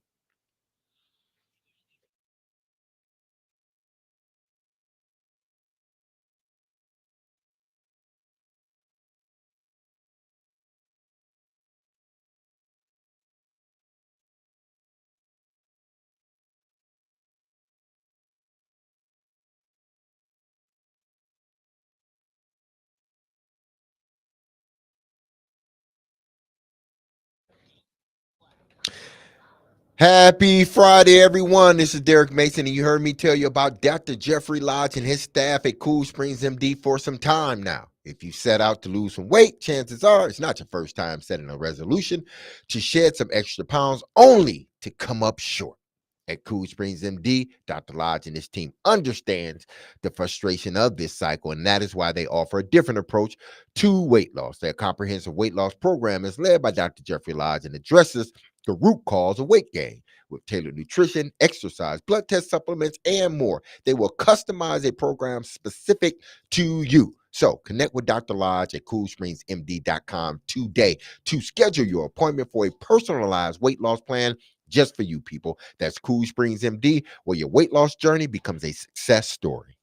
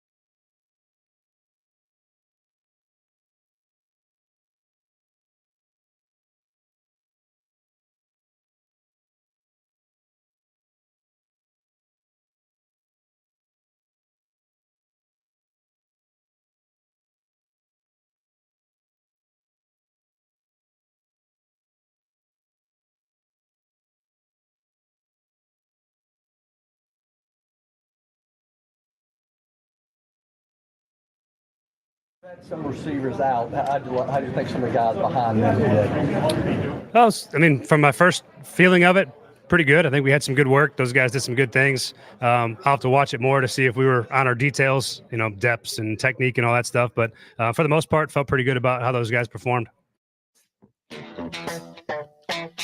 Brian Callahan talking about some of the other wide receivers getting some run with no DeAndre Hopkins, no Tyler Boyd at those joint practices with Seattle this week. And it looks like there's going to be a pretty big battle for those last one or two wide receiver spots. Willy and DMase, 102.5, 106.3 The Game. Jake Lyman in for Willy Donick today. Thanks for everybody's participation during Ask DMase. Some really good dad jokes, some great questions. Really good ones and a lot of laughs over the last 45 minutes here in studio. But I want to give some roster battle questions here. We're about 2-3 weeks away from cutting it down to 53. And there are some positions where there's a lot to be sorted out. Wide receiver is one of them. So I'm going to give Derek, you and Nick, a couple of prompts here of just a few guys. And you guys got to pick who you're taking to make the roster as of right now. So let's start with those wide receivers. You look at the roster, it looks like D-Hop, Ridley, Boyd, Burks, NWI. I would say those 5 are locks. Yes. Team could keep 6, could keep 7. I would say the next 3 who are in contention for that, Kyle Phillips, Jaquan Jackson, Mason Kinsey. Big week for Jaquan Jackson. Mason Kinsey's looked good. Kyle Phillips has had his moments, but I believe he got a little banged up this week. Who's staying? And we're going to say you can only pick 1 as of right now. We're keeping 6 instead of 7. Kyle Phillips, Jaquan Jackson, Mason Kinsey, or go off the board if there's another guy that you think could take that last receiver spot. Well, first, I'm going to say this. Kyle Phillips, you can X him out. I think he's had his opportunities. Yeah. He gets injured too much. They can't count on him. Did he show flashes his rookie year? Yes, he did. I thought this was going to be a player for this team in some facet of role, but, he could never just stay on the field. And then when he was on the field, he wasn't as productive or productive at all. He's most known for dropping punts and fumbling punts than anything else. I think he had one really good catch. The first game of the season, he had an awesome game. First game of the season, his rookie year. But then after that, you didn't hear from him anymore other than, dropping punts. And then they had to, take him off the punt return duties. So I'm going to X Kyle Phillips out. Colton Dow, he's hurt, so he's out. Not that he's out on the roster, but I still think he's on the roster, but he's not going to be counted in, the wide receivers that they keep. To me, it's up to 3 guys, Jaquan Jackson, Kyrus Jackson, and Mason Kinsey, I think. Out of those 3, who's had the best camp so far? Mason Kinsey has had the best camp so far, but what works against Mason Kinsey is that he's been doing this for the last 2 years, going on 3 now. They know exactly what he is. I think he's a hell of a player, but does he do enough to beat out a Jaquan Jackson who looks as if he can be a punt returner / kick returner? Then Kyrus Jackson, he can double as a kick returner as well. So if I'm looking at this and I had to pick one guy to go with, the top 5, I think it would be Jaquan Jackson because he's a rookie, because he has something that I think they need, the speed and the quickness, and he can double as your punt returner / kickoff returner. So if you're asking me what you are, I think I'm keeping Jaquan Jackson. Now, it doesn't mean that they can't keep 7, but if you're talking 6, then I'm looking more so at the rookie than, Kyrus Jackson was here last year. Mason Kinsey was here the last 2 seasons. I'm looking at a guy like Jaquan Jackson and thinking he would get that final roster spot at the wide receiver position before they would. The more recent investment, the 6th round pick into Jaquan Jackson. You on the same page?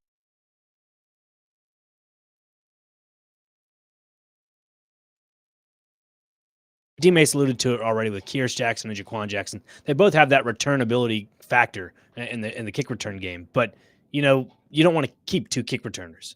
So if you want to go along with those lines, then you have a guy like Mason Kinsey as your 6B in quotes, because he knows the offense. He knows the ins and outs, the chemistry of aspects of all this. He's a utility guy. He's a utility guy at wide receiver, utility guy in the return game if you need him. Like that's a guy you want to just keep on a floater. As for Jaquan Jackson, like DMase was saying, rookie guy, a lot of upside. Definitely can go with him for that. And Kinsey probably ends up on the practice squad. But one guy I will mention, and I heard Jared and TD talking about this yesterday, David Martin Robinson has had a really sneaky good camp, and apparently the coaching staff loves him. I think they'll probably try and sneak him to the practice squad. But Jared, in both of his 53-man roster projections, had him making the roster. Obviously, take that as you will.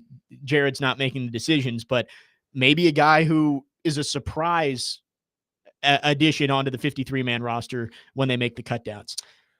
I mean, if you look, it would be very hard. He's fighting an uphill battle. Oh, for sure. A tremendous uphill battle, because he has to fight through guys that have been here already, guys that are showing, that they can play, and guys that I'm talking about is Mason Kinsey. Yep.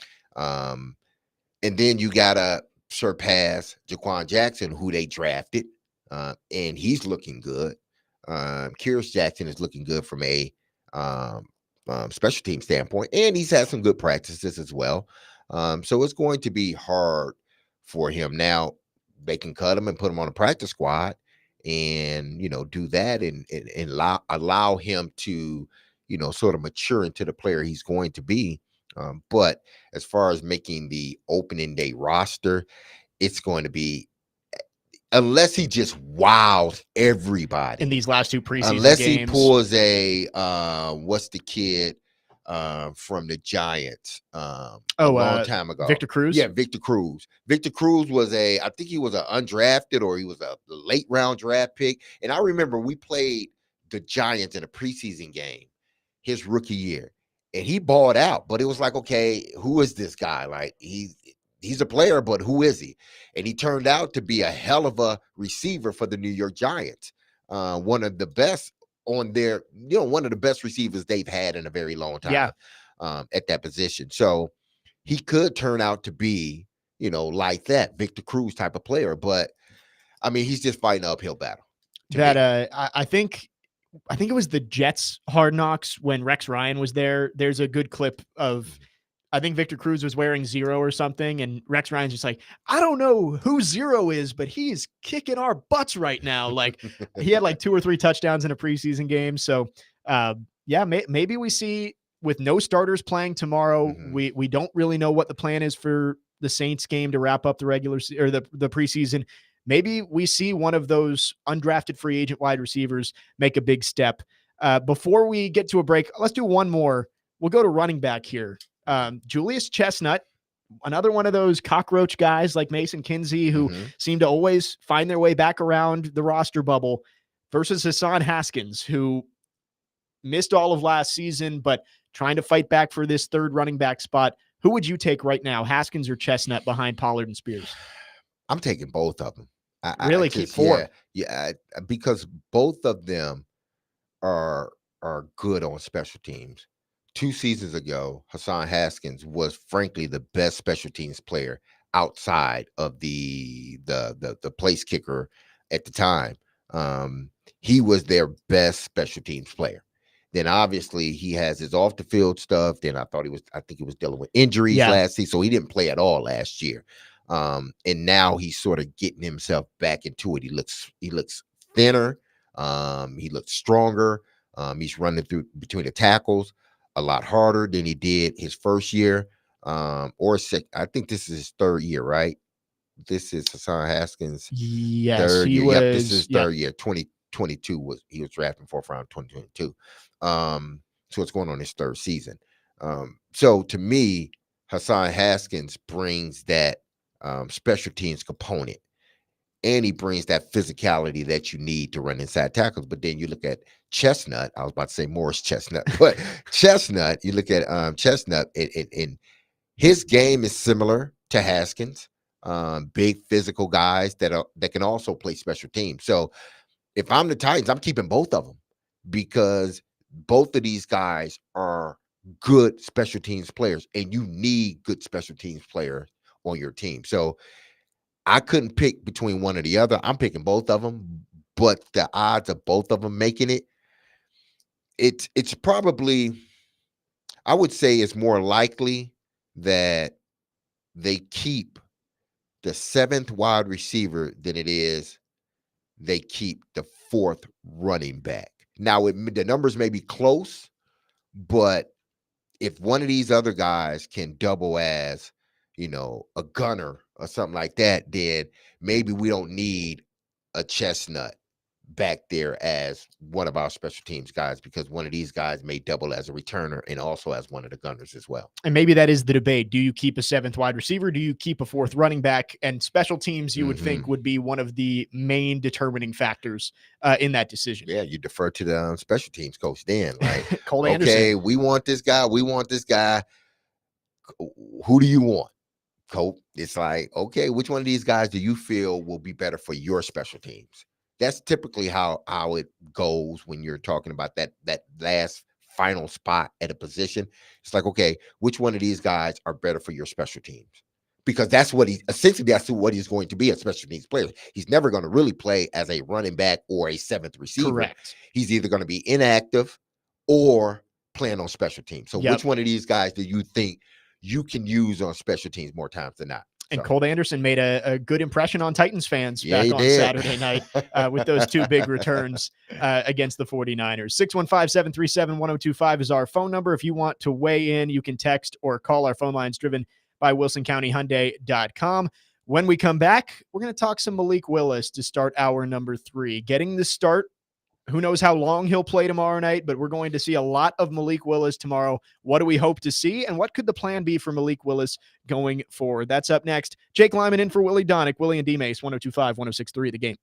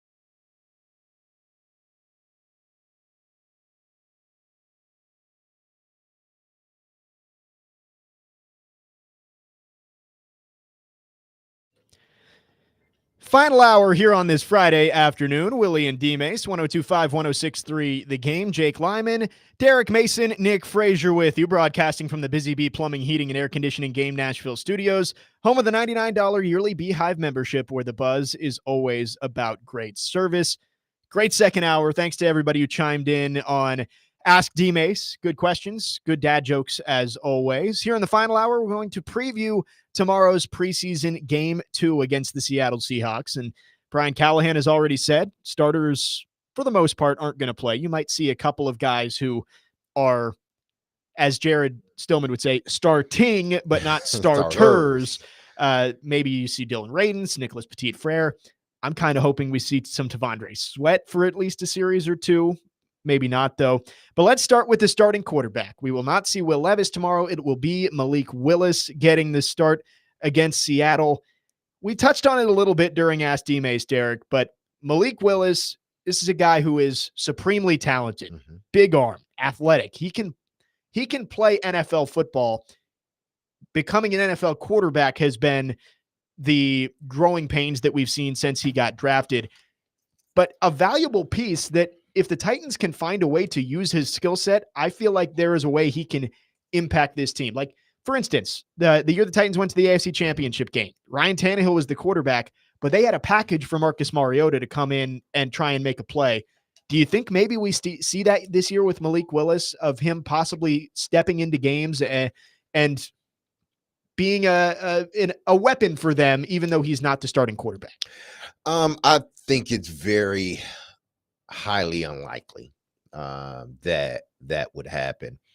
I think the only way it does happen if Mason Rudolph goes down, he's inserted in as the second quarterback, backup quarterback, and then we can think about having packages. I'm not saying that it can't happen, but that third quarterback, you can have him on the roster for game day, but I don't quite know the rules on that one. I think he can be on the game day roster, but he can't be. I think you might be right. Player. I think he can be dressed, but not until two quarterbacks get hurt. He can't enter the game. Absolutely. So I guess this would be in a scenario that he is quarterback 2, or maybe there's a couple of games where they keep 3 quarterbacks active.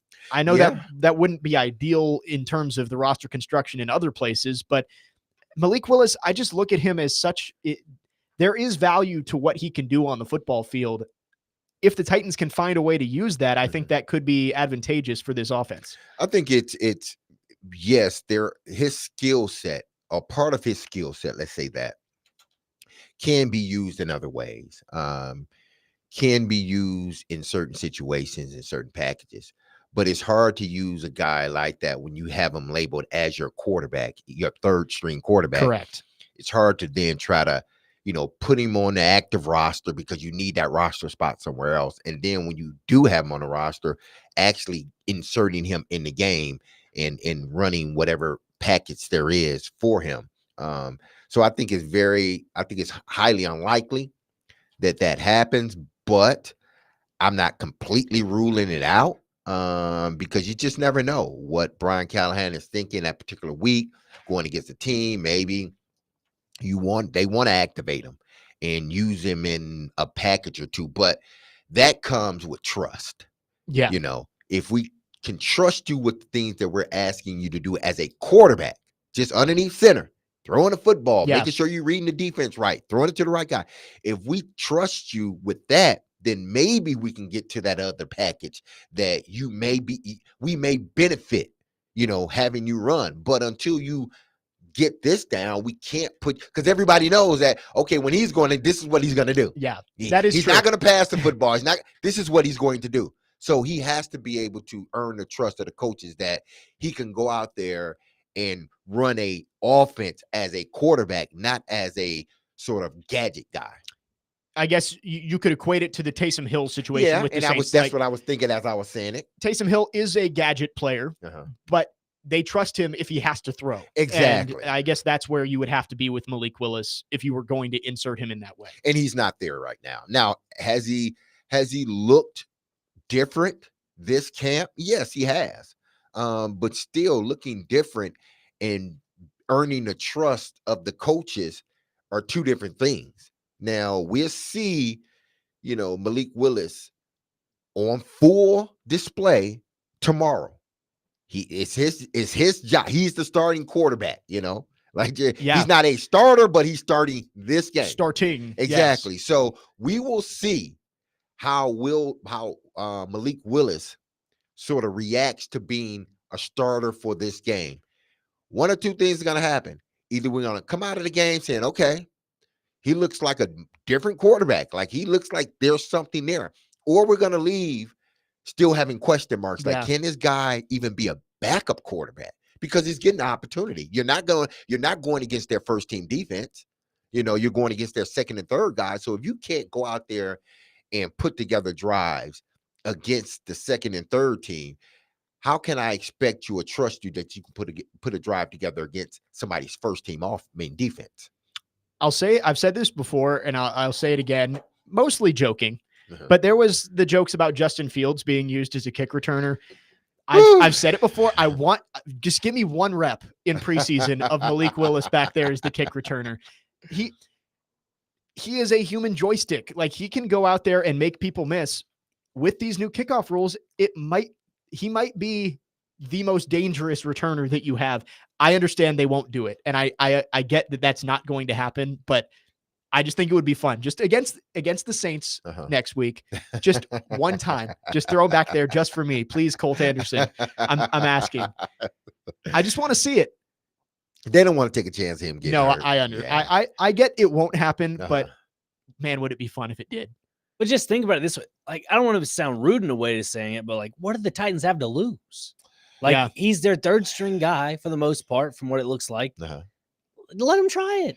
I mean, I get the premise behind, hey, listen, we just want playmakers, regardless of what position, we just want playmakers. So let's throw Malik Willis out there and see if he can make a play as a kick returner. I understand the premise behind it, but I'm still like, nah, I don't want, because again, they may need him as a backup. You never know. They may need him as a backup, and you mess around and get him hurt. Yeah. And kickoff return, then, it's like, man, why did we do that? We didn't have to. We got enough guys that can return kicks. It's not a good idea, but it's certainly a fun one. I can understand. I mean, a lot of people would love to probably see Malik Willis back there returning kicks, just like they would like to see Traylon Burks returning kickoffs as well. Maybe I'll just have to buy the new Madden game and make Malik Willis my starting kick returner. You know what you can do? Get the new Madden game, put Malik back there, check back with us, and then we'll send the film to Colt Anderson. There we go. Yeah, Colt Anderson, Brian Callahan. Here, this is what I'm doing.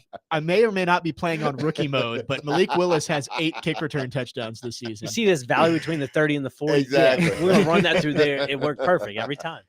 Dustin in Hopkinsville on our text line, driven by WilsonCountyHyundai.com, says no to the idea of using Malik Willis in a package. He says he's a talented runner, but there's other places you need for that roster spot. You hired him as a quarterback. It's counterintuitive to make him your second string just to play him for 3 to 5 plays a game.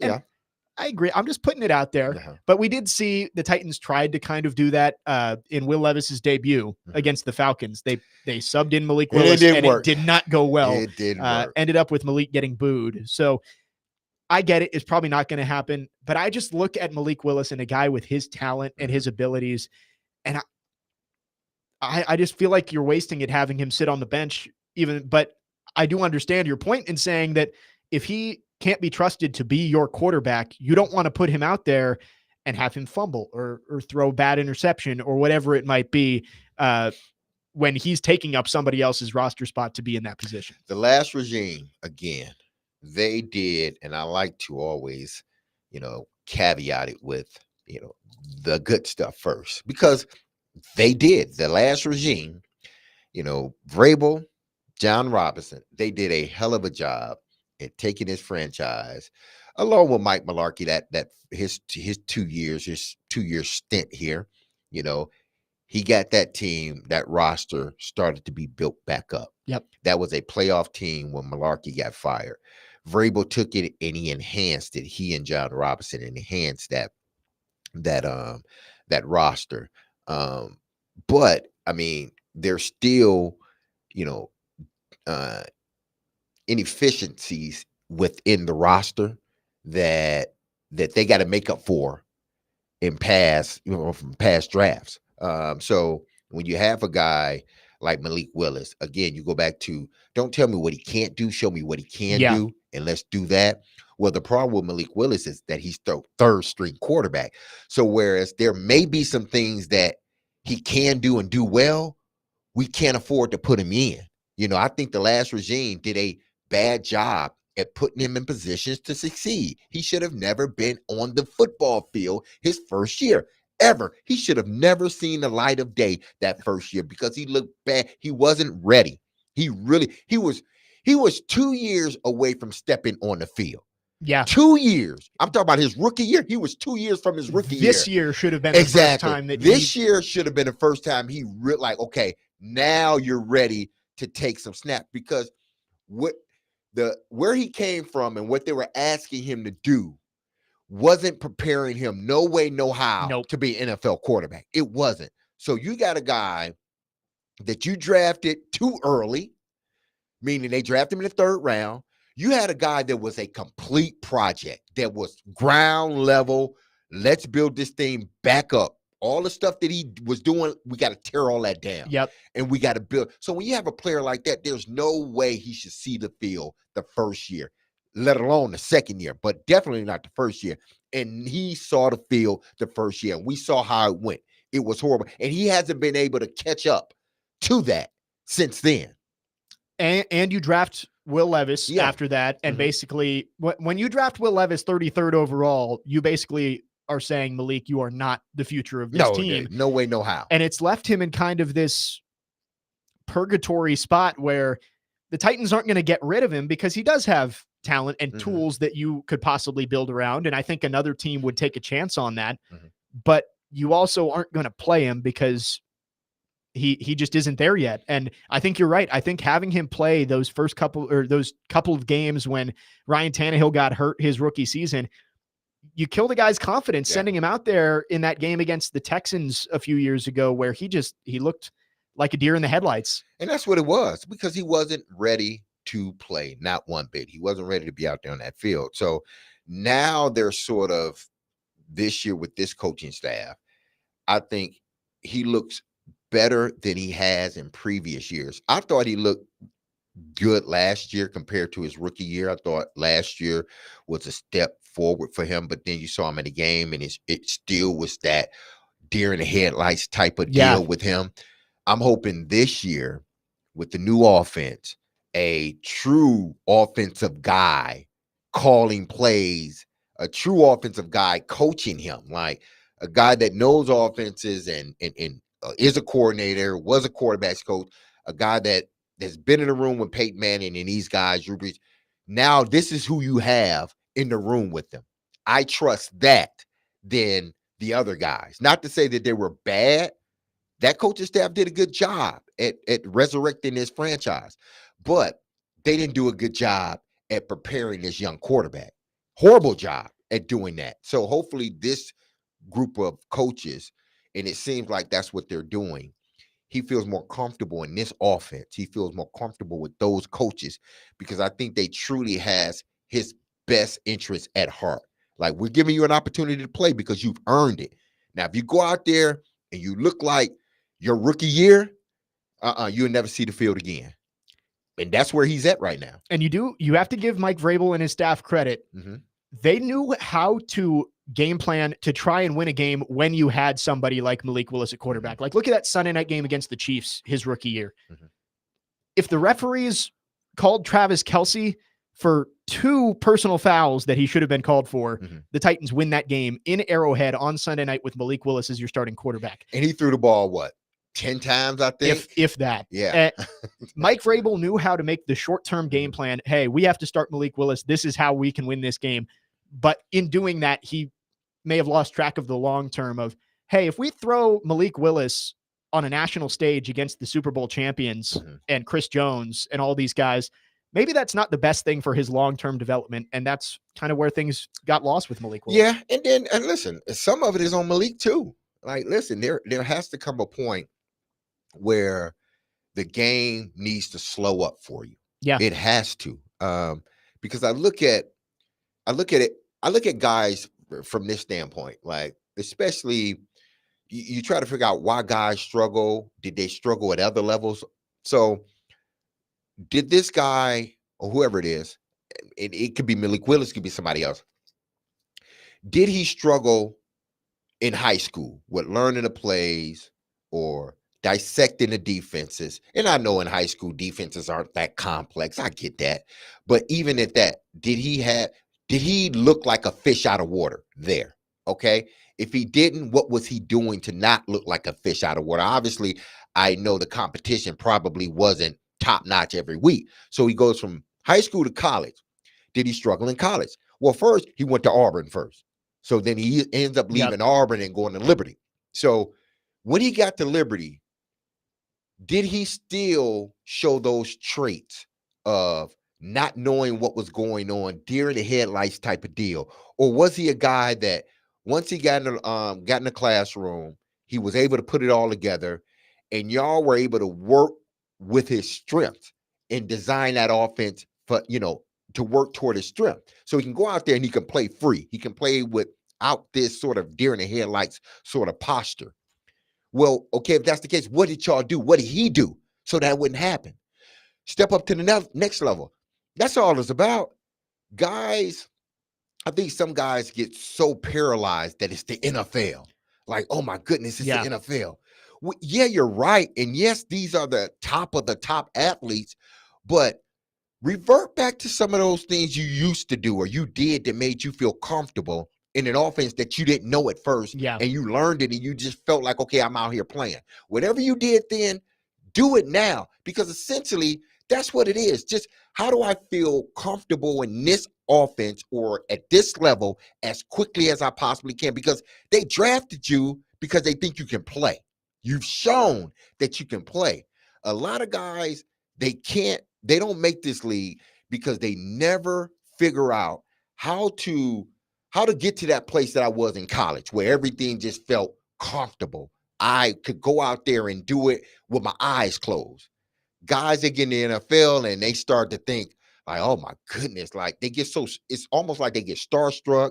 They get these wide eyes. Nothing ever slows down for them. And it's like, dude, just revert back a little bit to what you did in high school or college that made you feel comfortable to go out here and play. Listen, guys are going to be better than you, but if you can slow the game down, you can usually really hone in on your skills. And your skills and your ability to play the game will take over. A lot of times the guys don't make it. It's because of mental. It's the mental aspect of the game, not the physical. Because if they drafted you, you can play in this league. But from a mental standpoint, that's where a lot of guys just lose it. And tomorrow's going to be a great opportunity for Malik Willis. Gets to prepare as the starter. We were asked by a caller, Eric, earlier, whether he'd play the whole game. We don't really know. I would think we'd see Mason Rudolph at some point. But I think they are getting Mason Rudolph will play. I get word that Mason Rudolph will play. I don't know how much he will play. Yeah. But he will play some in the game. But again, I'm thinking like, man, do I want Mason Rudolph, who is my backup quarterback? Do I want him with the third team? Possibly. I don't know. We'll see. I think Malik's going to get most of the reps, but maybe it's something like Malik plays the first quarter with the twos, then Mason Rudolph plays the second quarter with the twos, and then maybe Malik comes back in for the second half. I don't know what they plan on doing, but a good opportunity for us to see Malik Willis against backups. What can he do? Can he go out there and build upon the traits that we know he has athletically and with that big arm? 615-737-1025 is our phone number. If you want to text or call, our phone lines driven by WilsonCountyHyundai.com. Be sure to tune into 1025 The Game this Sunday for coverage of the Firekeepers Casino 400. Coverage will begin at 12:30 with the race starting at 1:30 p.m. Coverage also available on the 1025 The Game app and at theGameNashville.com. We'll keep previewing tomorrow's preseason game against Seattle. Again, 6 o'clock tomorrow night over at Nissan Stadium. We'll talk about some of the guys that we might be looking for in game 2 of the preseason. Jake Lyman in for Willy Donick today. Willy and DMase, 1025, 1063, The Game.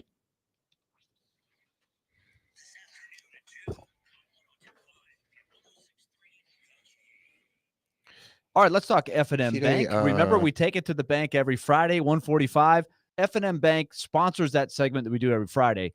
and they have 20 locations in our listening area, all the way up into Hopkinsville, Kentucky. They've got 6 in Clarksville. And no matter where you're listening in our area, they've got a location near you, West End Avenue, right in the heart of Nashville, Midtown.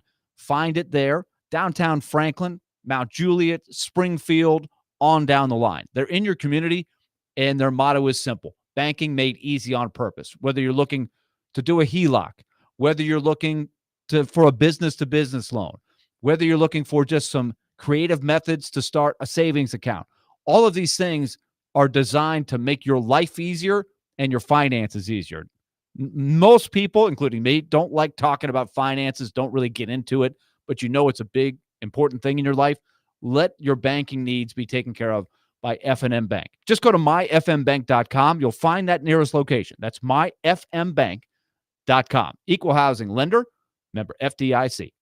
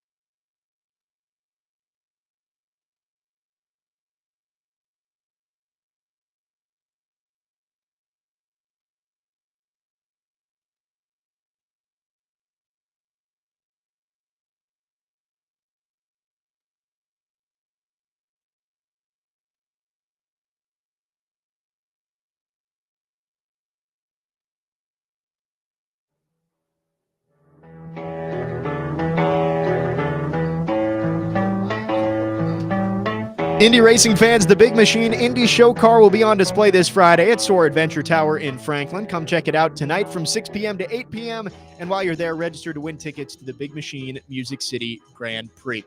Jake Lyman, Derek Mason here on Willy and DMase. Nick Frazier running the show behind the glass.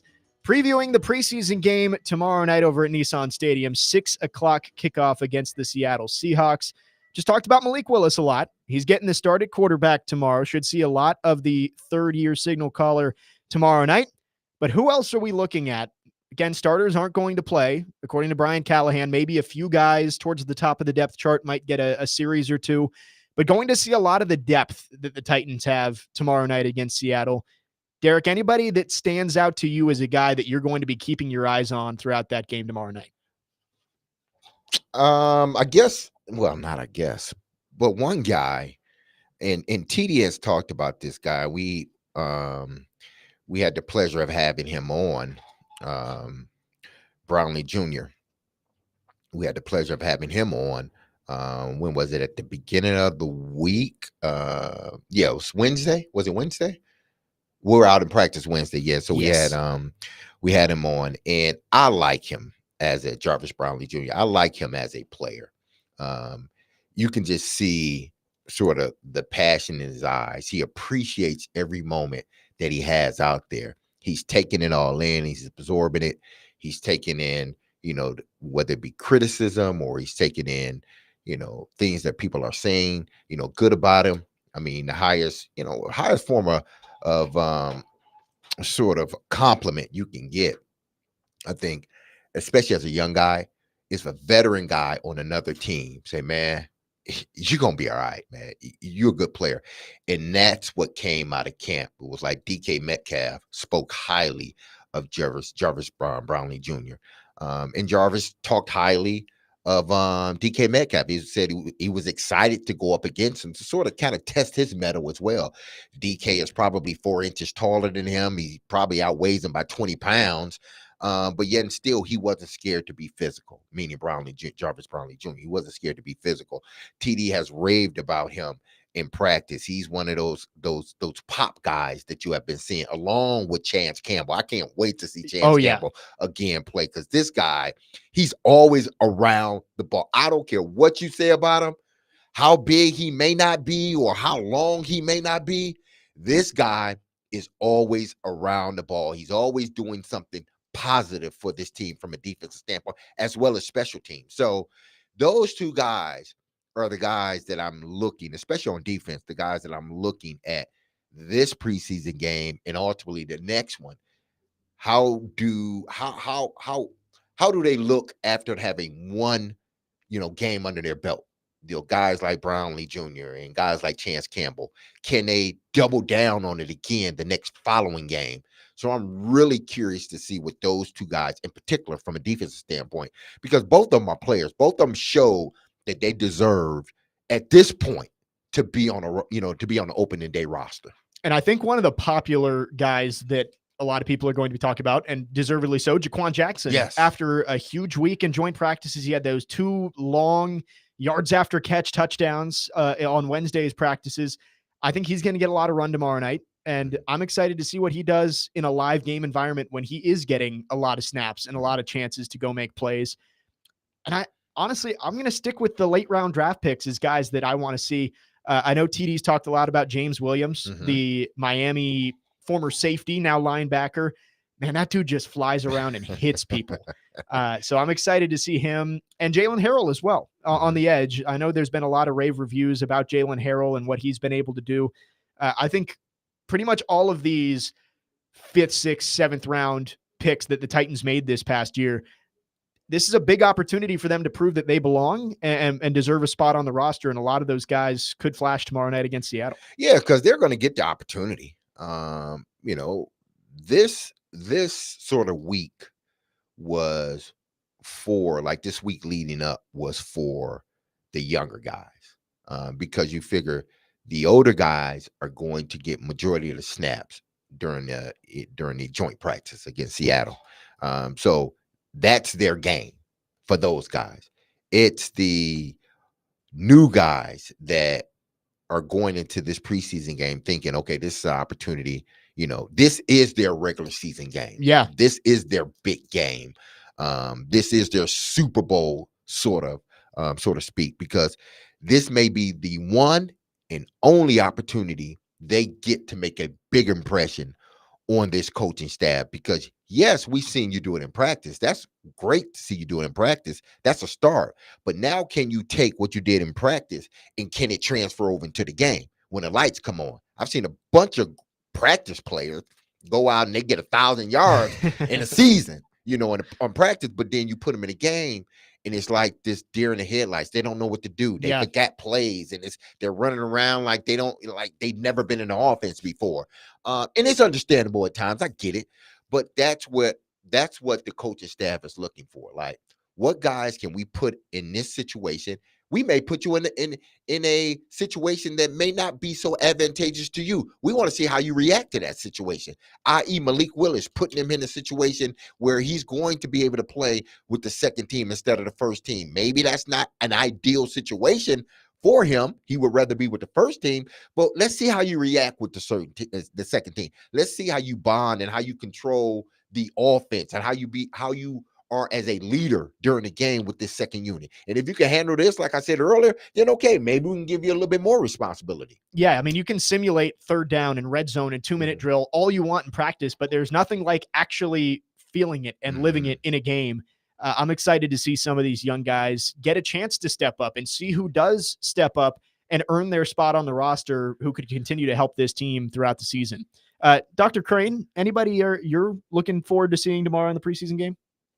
Nothing really comes to mind for the most part. I mean, yeah, I just want to see some edge rushers. I just want to see somebody make an impact, like y'all kind of were alluding to earlier, with just the game in general. But just would love to see some edge rushers, maybe a sack, maybe two. Is that too much to ask for? It's a really good point, because the question has been all offseason, and now even more so with Arden Key getting suspended, who's going to play across from Harold Landry?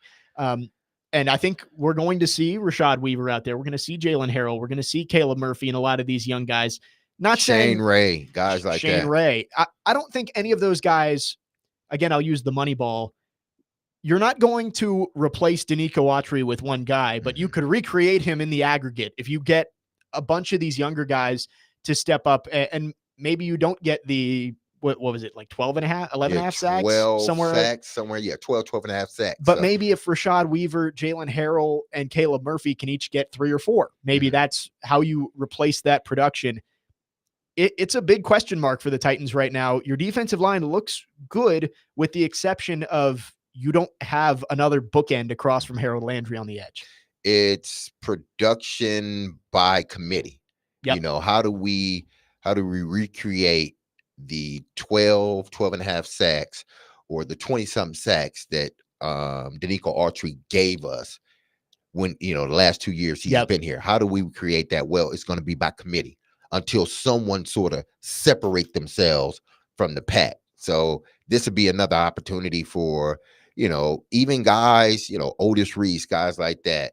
I love Chance Campbell, but obviously he's he has to fight through Jack Gibbons to get a starting spot. Shane Ray, guys like that, Rashad Weaver, guys that you are looking at that you hope can take that next step. So you don't have to, at the end of camp and at the end of preseason looking around like, who do we got to get somebody in here to rush opposite Harold Landry. Well, no, these guys it can be by committee. We would like to have one guy with 12, 13, 14 sacks. We'll love that. But if we can have a rotation of guys, 2-3 guys that all together, they have 12, 13 sacks. Well, we're still getting the same production, but we have to rotate to get it. And all these guys are fresh. So can they get that production? I don't know. But this is when you find out if you're going to get that production. Now in preseason, especially now, because the starters are not playing. So guys like Chance Campbell and Rashad Weaver, they're going to get an opportunity to show that you can be a critical part or a viable part in this defense this upcoming season. And I do think Kenneth Murray and Jamal Adams are going to play a big role in the pass rush. We saw it in the preseason game, the first drive against the Niners last week. Tavondre Sweat eats up 2 blocks, and Kenneth Murray shoots in right behind him to get to the quarterback. I think that's going to be a big part of Denard Wilson's defense is, hey, Sweat and Simmons, maybe you're not going to get to the quarterback, but you're going to take the mind of the offensive line. And guess what? We're going to have our heavy hitters, Adams and Murray, shoot the gap, and they're going to be there just like that for a big sack. So maybe the sack production doesn't have to come from the edge, but they can get it from other places in the defense. Yeah, because and TD said, something, yesterday interesting. But he said, listen, T'Vondre Sweat, he's in a position where, it's hard to kind of evaluate, just from looking, because what you're going to be looking at is stats. You're going to be, well, he doesn't have the sacks, he doesn't have the tackles for loss, but he's never going to be a 10 sack guy or 11 sack guy. He's not Jeffrey Simmons. But if you're watching the game closely, what is he doing for everybody else? Is everybody else production picking up now because T'Vondre Sweat and Simmons is in the game? And Simmons said it, like, listen, I haven't had a true nose since Jarrell Casey, like a true bona fide nose that can eat up 2 blocks since Jarrell Casey. And he's right. We thought Tier Tart was going to be that guy, but the attitude and everything else got him dismissed from the team. Now you get an opportunity to finally get a big fella in there that can occupy, and it may not come off as sacks or pressures. It may come off as Jack Gibbons behind me getting 2 extra sacks in a season, or Harold Landry is getting 2 extra sacks or 3 extra sacks, or when Arden Key comes back, his sack total is going up. Why? Because those guys in the middle are eating up 2 blocks. Yeah, T'Vondre Sweat, just his presence out there, the size, you can't block him with one guy. Yeah. So that means more one-on-ones for Jeffrey Simmons and Harold Landry and Arden Key, like you said. So, yeah, T'Vondre Sweat might not be the defensive rookie of the year this year, but just him being out there could make the Titans defense exponentially better. Excited to see what this defense can do tomorrow. Going to see some of the young guys out there. We mentioned Jarvis Brownlee Jr., James Williams, Chance Campbell, all these guys going to get some reps with the starters not playing in preseason game number 2. We'll take a quick break here. When we come back, we're going to wrap up the show. And as we always do to wrap up the show on Friday, it's time to take it to the bank. Jake Lyman in for Willy Donick. Willy and DMase, 102.5, 106.3, The Game.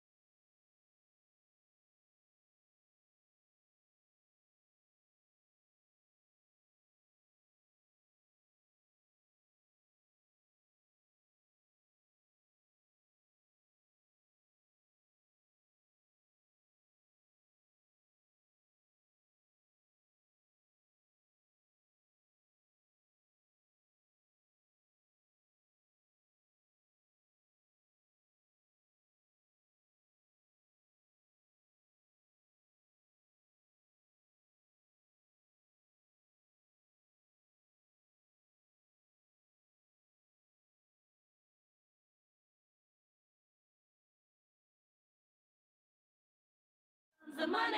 And you can take that to the bank. Here comes the money. Money, money, money, money.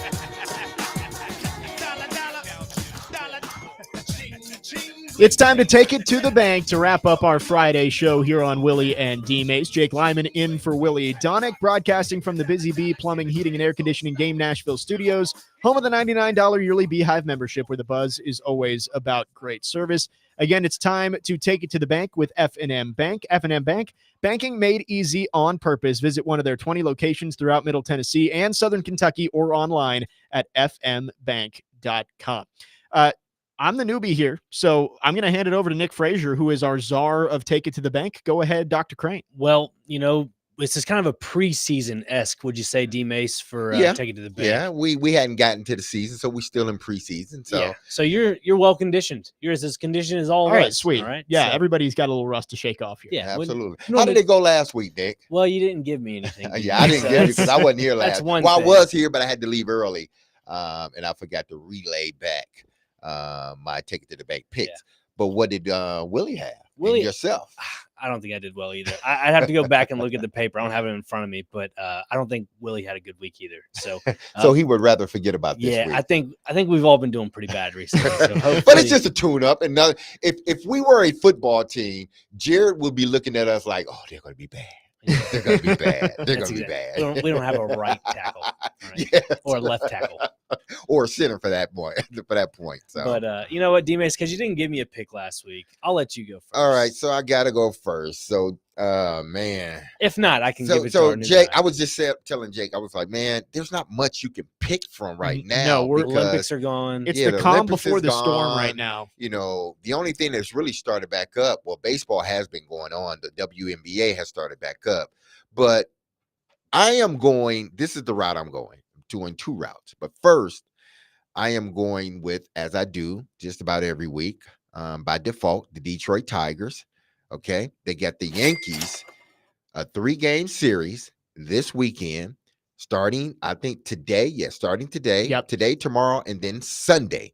They're playing at Tiger Stadium. So give me the Tigers to win 2 out of the 3, and Aaron Judge will have at least 1 home run in one of Wow. those in one of the 3 games. So D-Mace, I don't know if you know this or not, but Jake Lyman, go ahead, Jake. I'm a Detroit Tigers fan as well. That's what I'm talking about. Despite Bam, never give me having, some. I've never stepped foot in the state of Michigan. But I am What made you a Tiger fan? Tiger was my favorite animal when I was 6 Okay. years old. Okay. So it stuck. I've never been to a Tigers game at Comerica Park. Uh-huh. I've seen them play in Pittsburgh and Washington, D.C. Okay. and Baltimore. But I need to get up there at some point. But Yeah, yes, that's an awesome park. go too. Tigers. Really good park because everything is sort of in the same vicinity. Yeah. The football, basketball, baseball, hockey, all of them are right there. Yeah, I've seen watching the broadcast. They always do like the drone view, and you Uh-huh. can see Ford Field and is it Little Caesars Arena? Yeah, all the let's Little see, all Caesar that stuff over around there. in that area. So they've really built it up too. But yeah, but you need to get yourself to a game. I Since do. That's your favorite team. I know. Jake. I didn't know that, I but know. we got something in common. There we go. I've been a Tigers fan since I was very young. There we and go. they- Knee high to a grasshopper Tiger fan right there, boy. Okay. I go way back. Jack Morris, Sweet Lou Whitaker, all those. Alan Trammell, all of them. I go back. See, I'm more. I have a Curtis Granderson jersey. That Uh-huh. was like my first Tigers teams. Oh, yeah, were that was like a little bit later. Yeah, Granderson and Maglio Ordonez. Yes. Early Justin Verlander days at Yes. that point. Then he just sort of fell off the map for a bit, but now he resurrected his career, and you know where he's at.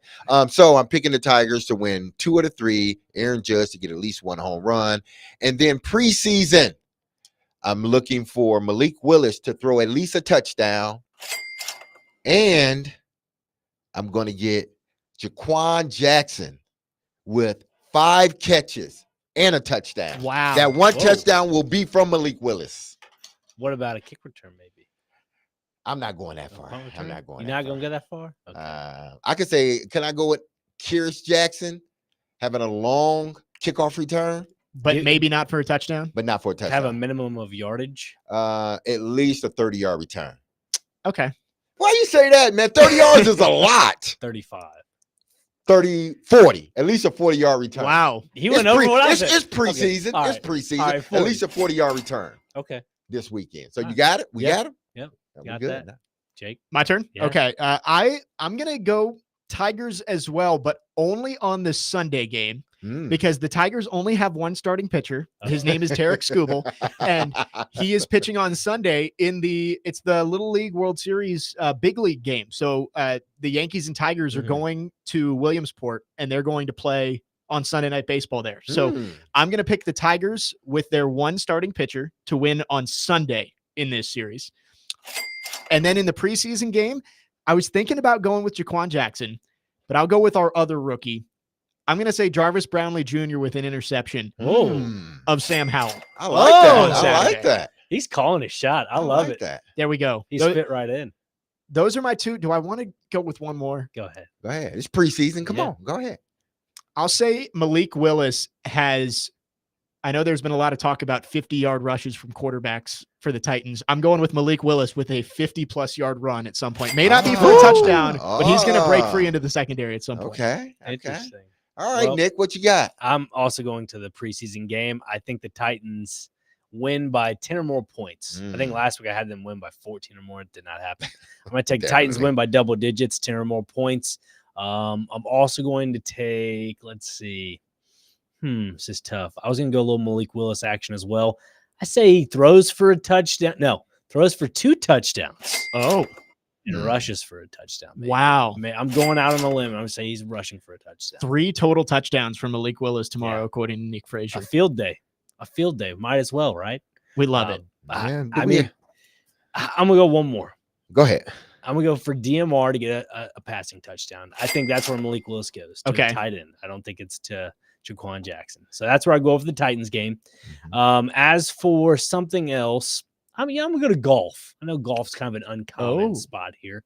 FedEx is going on in Memphis right now, St. Jude Classic. Right. Scotty Scheffler. I'm going to say, you know what? He's on a high note after winning the Olympics.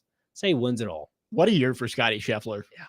He's Wins the Players, the Masters, the Olympics. He's doing it all. And now is it the playoffs now in golf? The FedEx Cup playoffs? Is that okay? Essentially so. He's up by I think 4,000 points. Yeah, as you would expect. Shoffley's won 2 majors, so I would expect he's up there too. But that's number 1 and number 2. Scheffler's 1 and Shoffley's number 2. Could be a fun battle. Is it Eastlake? Is that where the championship is in a couple of weeks? Yeah. So that should be fun. So they're paired together for groups yesterday and today, I believe. There we go. Yeah. There we go. Hey, I got one more. Okay. One more. You know, always got to throw a WNBA in there. Always got to have Love a it. WNBA. Sprinkle it. Give me, because the Phoenix, Mercury, they're playing the Indiana Fever. Oh. Give me Caitlin Clark with at least 17 points. 8 assists, and Aaliyah Boston will outplay Brittany Griner. Now, how do we define that, DMase? More rebounds? Points and rebounds combined? Points and rebounds combined. Okay. Let's do that. I like that. Because I like to throw the WNBA in there. I love every it. Week, I love it. So. I called Vanderbilt women's basketball games during the fall, so I love me some women's basketball. There we go. Well, that's Take It to the Bank, and that wraps up the show here on this Friday. DMase, thanks for letting me hang out with you. Thank you, Jake. I appreciate it. It's been fun. Willy will be back on Monday, I believe. So back to the usual lineup with Willy and DMase Monday at 11 a.m. Stillman & Company is coming up next. Enjoy your weekend. Enjoy the preseason game. 102.5, 106.3 The Game. Be loved. Love on your people. Love on your neighbors. Have a wonderful and blessed Friday. Peace. Closing time. Turn all of the lights on over every boy and every girl. Closing time. One last call for alcohol, so finish your whiskey or beer. Closing time. You don't